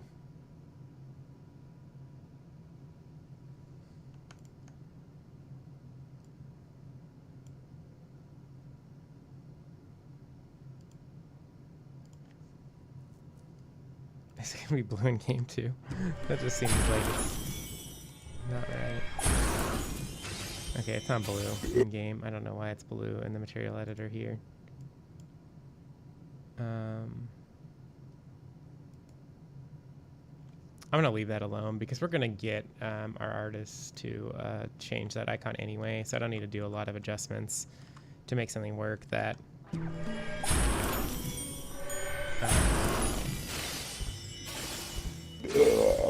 need to. So now, yeah, you can see this bad boy does like 10 damage per shot. It has negative armor. I'd love it to say -3, but I don't see anything positive on that. Let me go see if I give it positive armor if a number appears. There appears to be code for it, but I don't think I've ever seen it pop up, but I'm not sure anyone has bothered.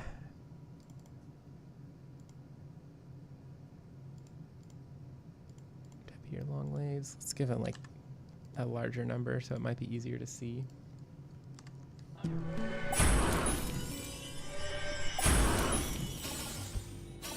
It does not. Okay. Well, let's fix that bug while we're here too.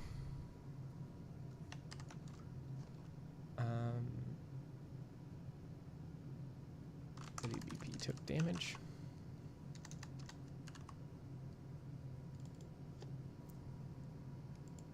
Armor amount text. So where is it even? Oh man.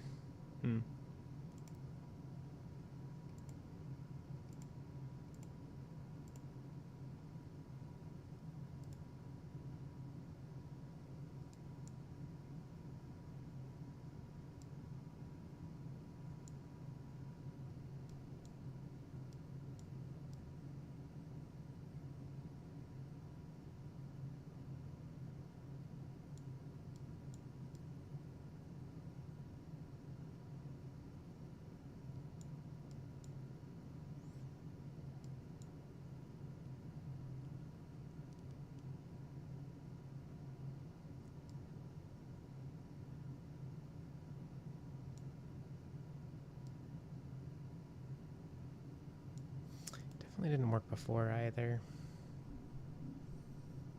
Oh, and it's like this like strange color too.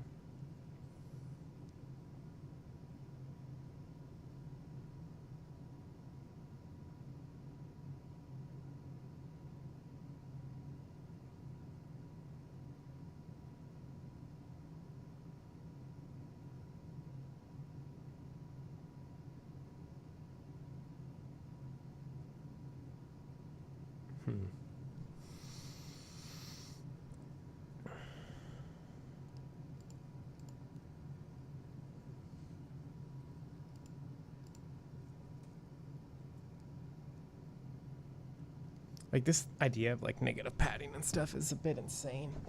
Like, really what we'd want to do is like you could do an overlay in here and like that would look a lot better, I think.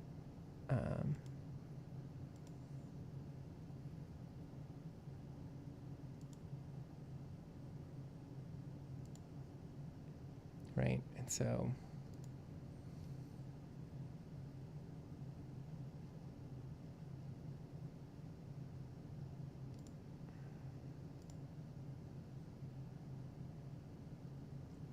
you can see what they're trying to put in here.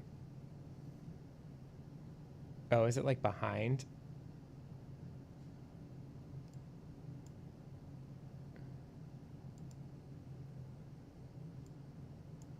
What?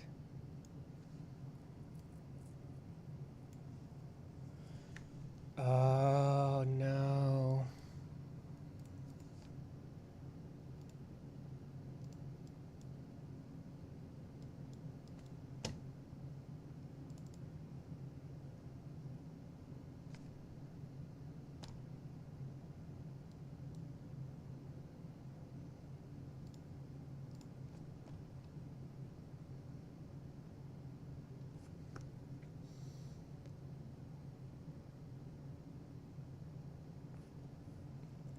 So we could like take some cues from here, hopefully, and start to see.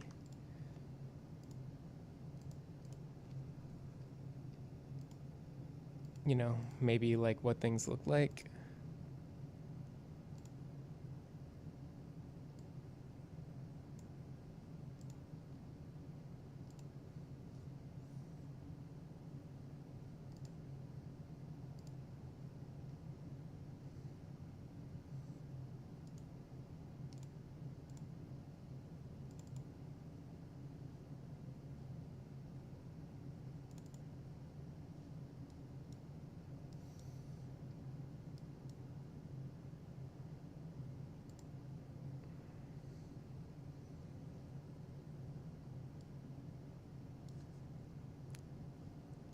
Yeah, I think that this just hasn't shown ever, right? It should be here. It should be visible.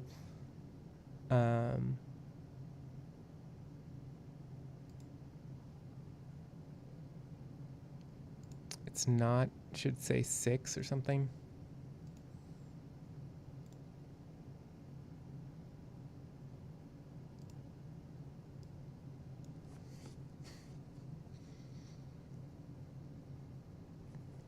So we should fill the display every time we hit compile. That should add this in. Oh, there's also probably this problem too.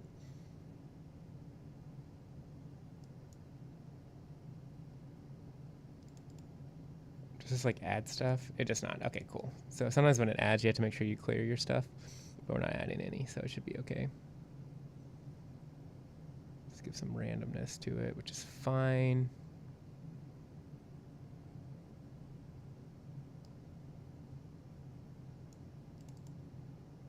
But why this doesn't work is beyond me.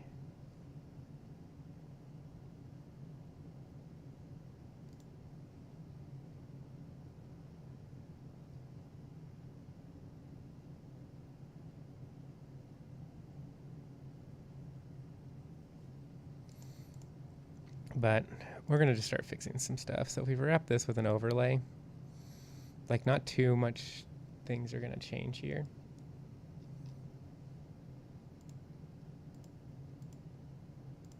We can like bring the armor amount into the overlay. Right? And then we can like set it to 0 and make sure that it's centered.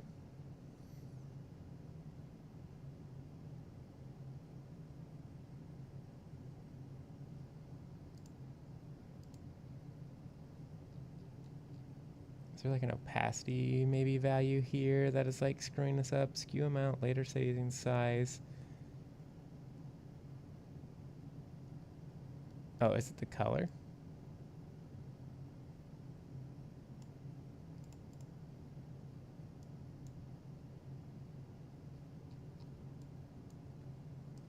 we zoom in, we might get a better picture of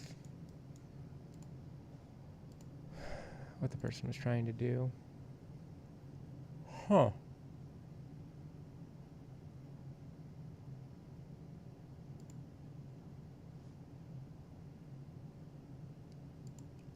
You can jump between like two.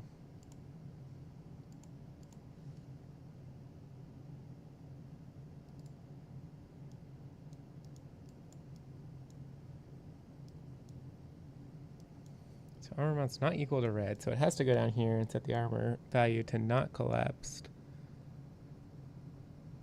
Oh, if damage is... Oh, damn. Damage needs to be negative.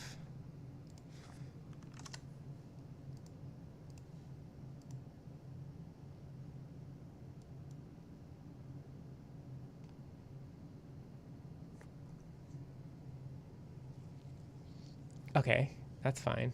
Damage doesn't need to be negative here.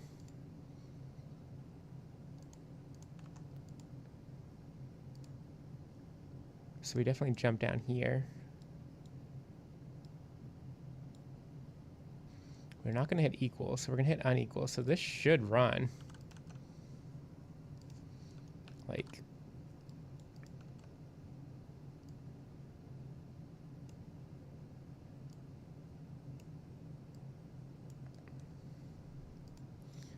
Let me make sure we like call this manually on its own.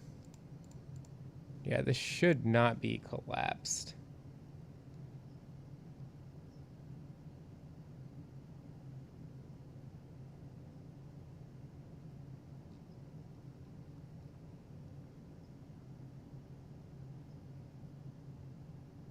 I mean, the easiest thing I think might be to be like, make it just white.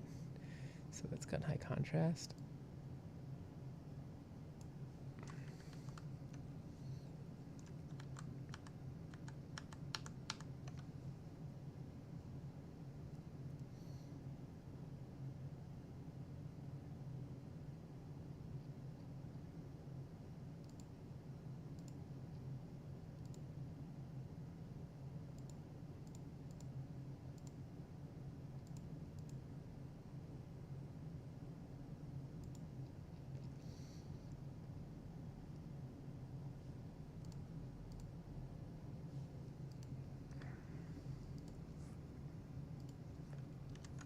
Check and see if this works in the game at all.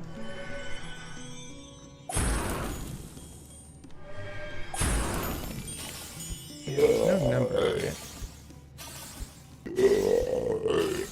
We need to get rid of some additional padding.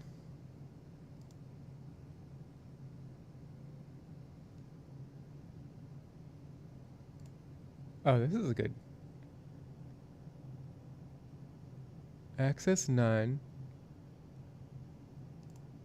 Oh yeah, because this surely isn't gonna work now.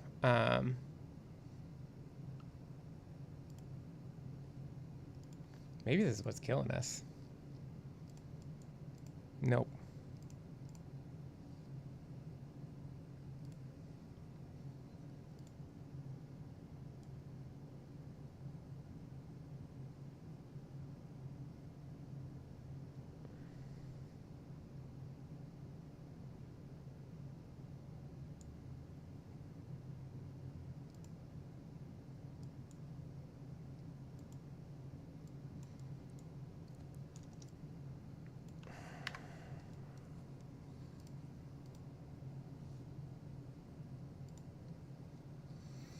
So one thing we could do is like get this text and paste it in here and see if it appears, right? And it doesn't appear, which gives us like a hint.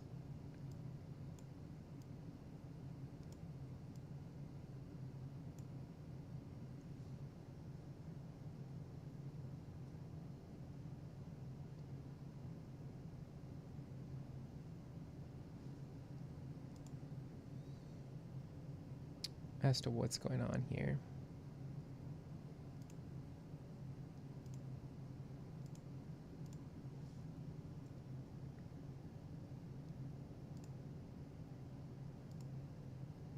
Oh, well, there's nothing in it, so. Okay, yeah, so it could be...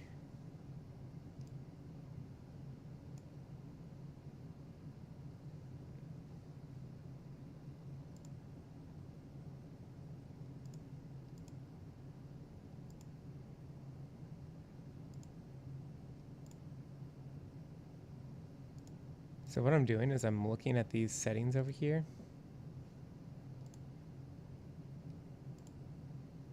I mean, this has an outline size of 3. To try to see what settings are different between the two of these. And if there's no difference here,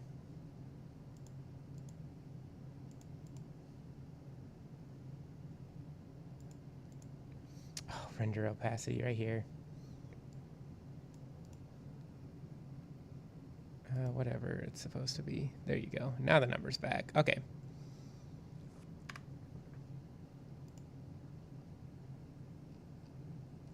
I don't even know what colors I want this to be.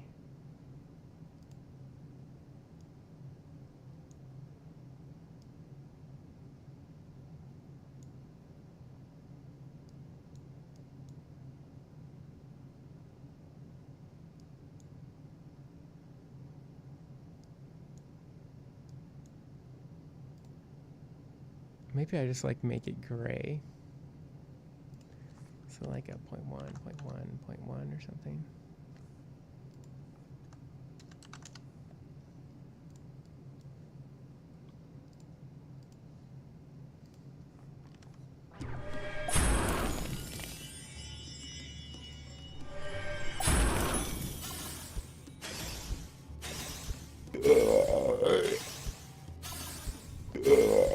It doesn't hang around long enough to like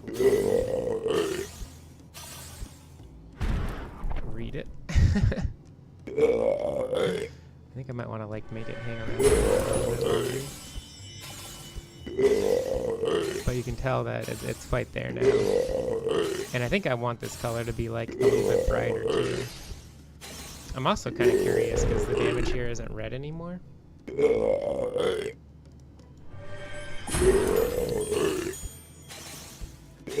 Like if I've messed something up.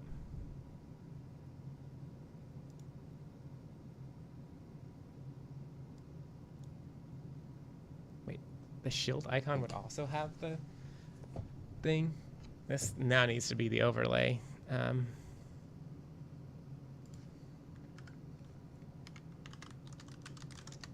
gonna call that shielding overlay. We're gonna make it a variable.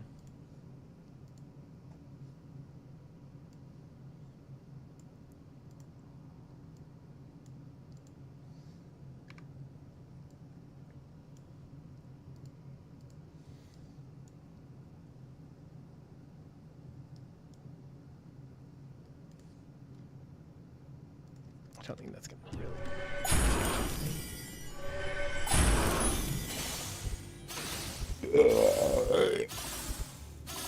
Okay, pretty good.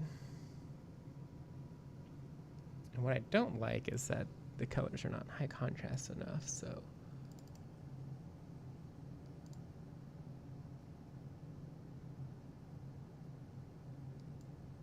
Like it can be gray, but it can't be so gray that we can't read it. And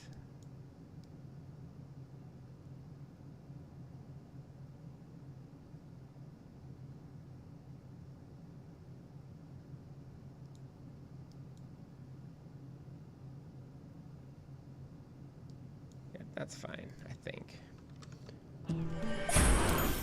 The other interesting thing is I think it's keeping the oh yeah, it definitely is, right? We probably don't want it to use that material instance that gives it like a yellow tint. I don't know why we are. Font material. Yeah, like there's no way we just want this to be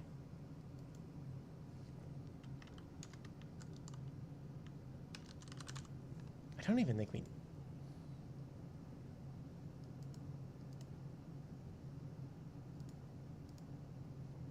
need it, right? Like I don't know why we would use that font material.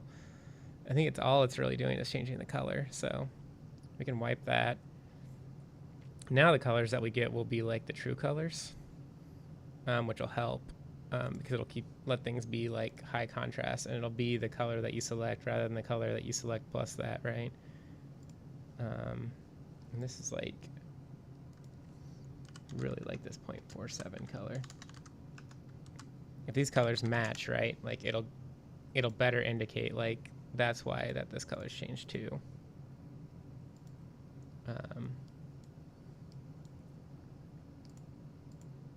This color's about to get real bright red, so that might have to be pulled back some.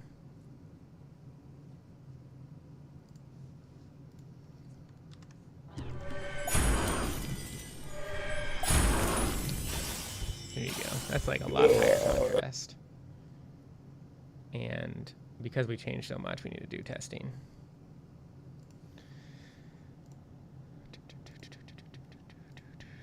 Let's set the armor value to 0 to make sure that it's still red and the armor icon does not show.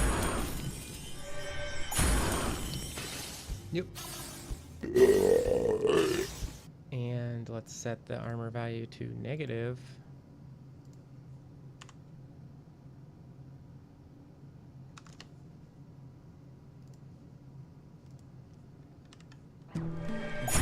Hopefully we'll see -5.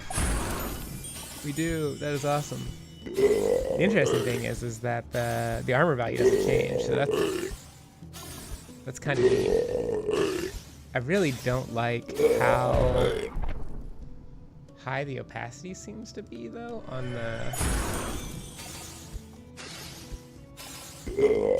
shield. You know, I'm not really sure what's causing that.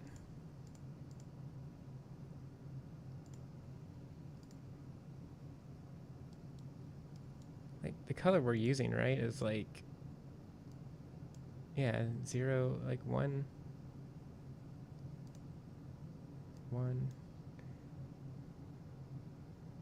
Like, is it just the pastel nature of it that makes it feel? Like, what if I also made the shield like super red? Is it gonna look right? Yeah, it looks a lot better.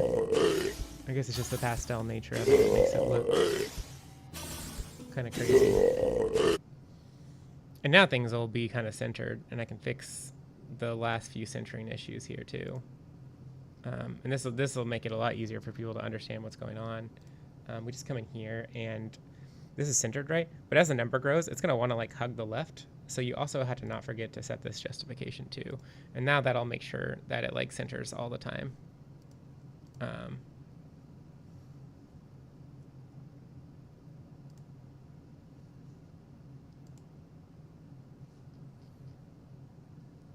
Right. We can like center this as well.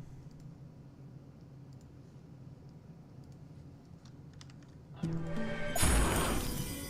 we can take a peek at it just to make sure it doesn't look super weird, right? And now you can see it looks like it's even more appropriately centered. So great. There's a lot of padding between the two things. I'm gonna see if I can reduce that padding now. This has no padding. This has 10 padding, which I think we could drop quite drastically.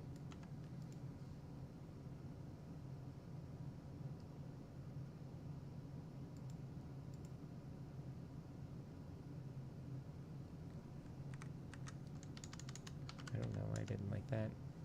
So that's gonna like bring them closer together. But we can even see here that this shield icon has a lot of stuff around it, so I think we can even say that the padding's 0. That's gonna be a lot better. Yeah, now the numbers are closer together. They kind of seem like it's sitting low. So I can kind of look at this.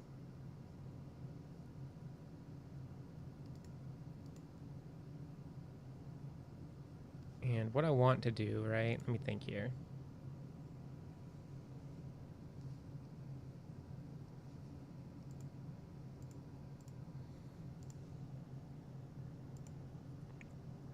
What I want to do is bump this guy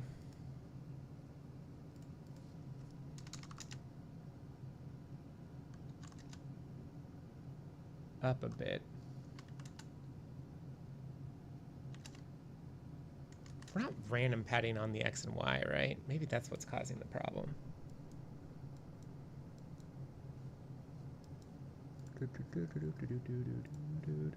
Event graph, fill display, random padding.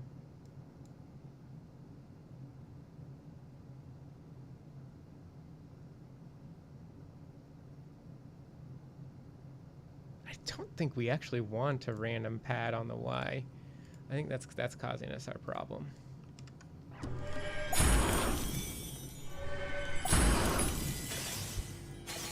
Yeah, that looks so much cleaner. It's still maybe like a little bit lower than I would like it.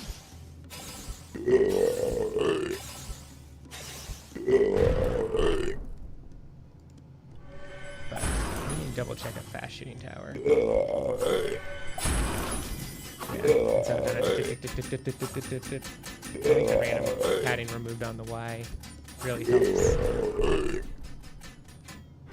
sell it a lot better. Okay. So that's quite a bit better.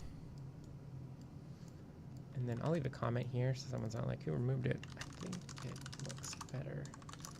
No Y random padding, especially when there is armor, negative armor.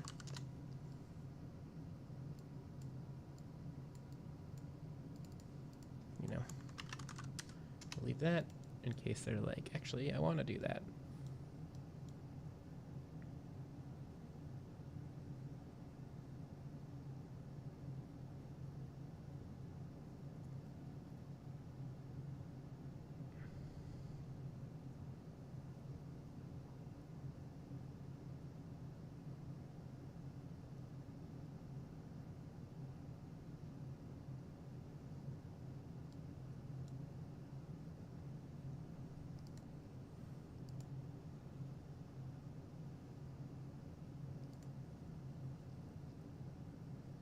All right, so this should be a lot easier for people to like play around with.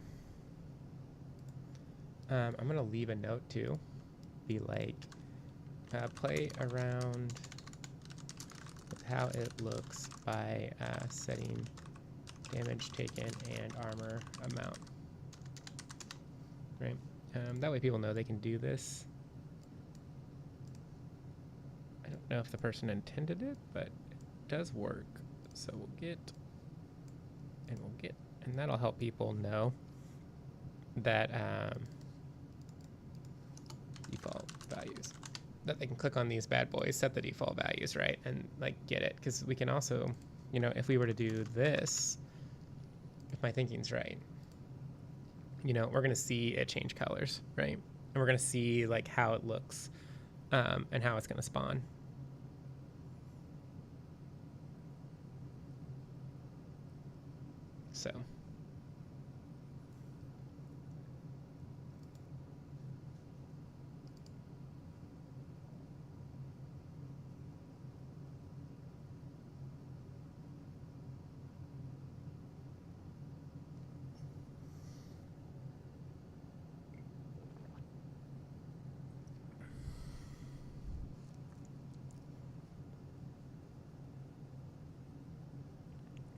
So overall, what we did today, we got the level 1 balance pretty good. We got the armor value and the negative armor balanced pretty well. What's left to kind of do is like see how strong this guy is. We fixed his attack so he attacks more correctly, and he adds like poison values to it, and that should all be pretty good.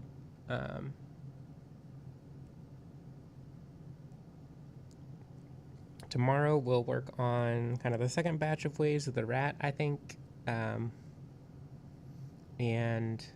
then we'll do the wolf, and that should be pretty solid. But thank you anybody for watching. But gotta head off, and we're gonna go to our team meeting here in 5 minutes. So I'm gonna go chat with everybody else and show them what got done for the week. I encourage you to, you know, follow, subscribe, or whatever it is on the platform that you're doing, and I hope that it's been useful for you. I encourage you to make your own games, and you know, I stream every day. If you ever have any questions about Unreal, feel free to pop in, and if I know the answer, I'd be happy to give it to you. So Wish you the best of luck in your game development journey, and see you tomorrow.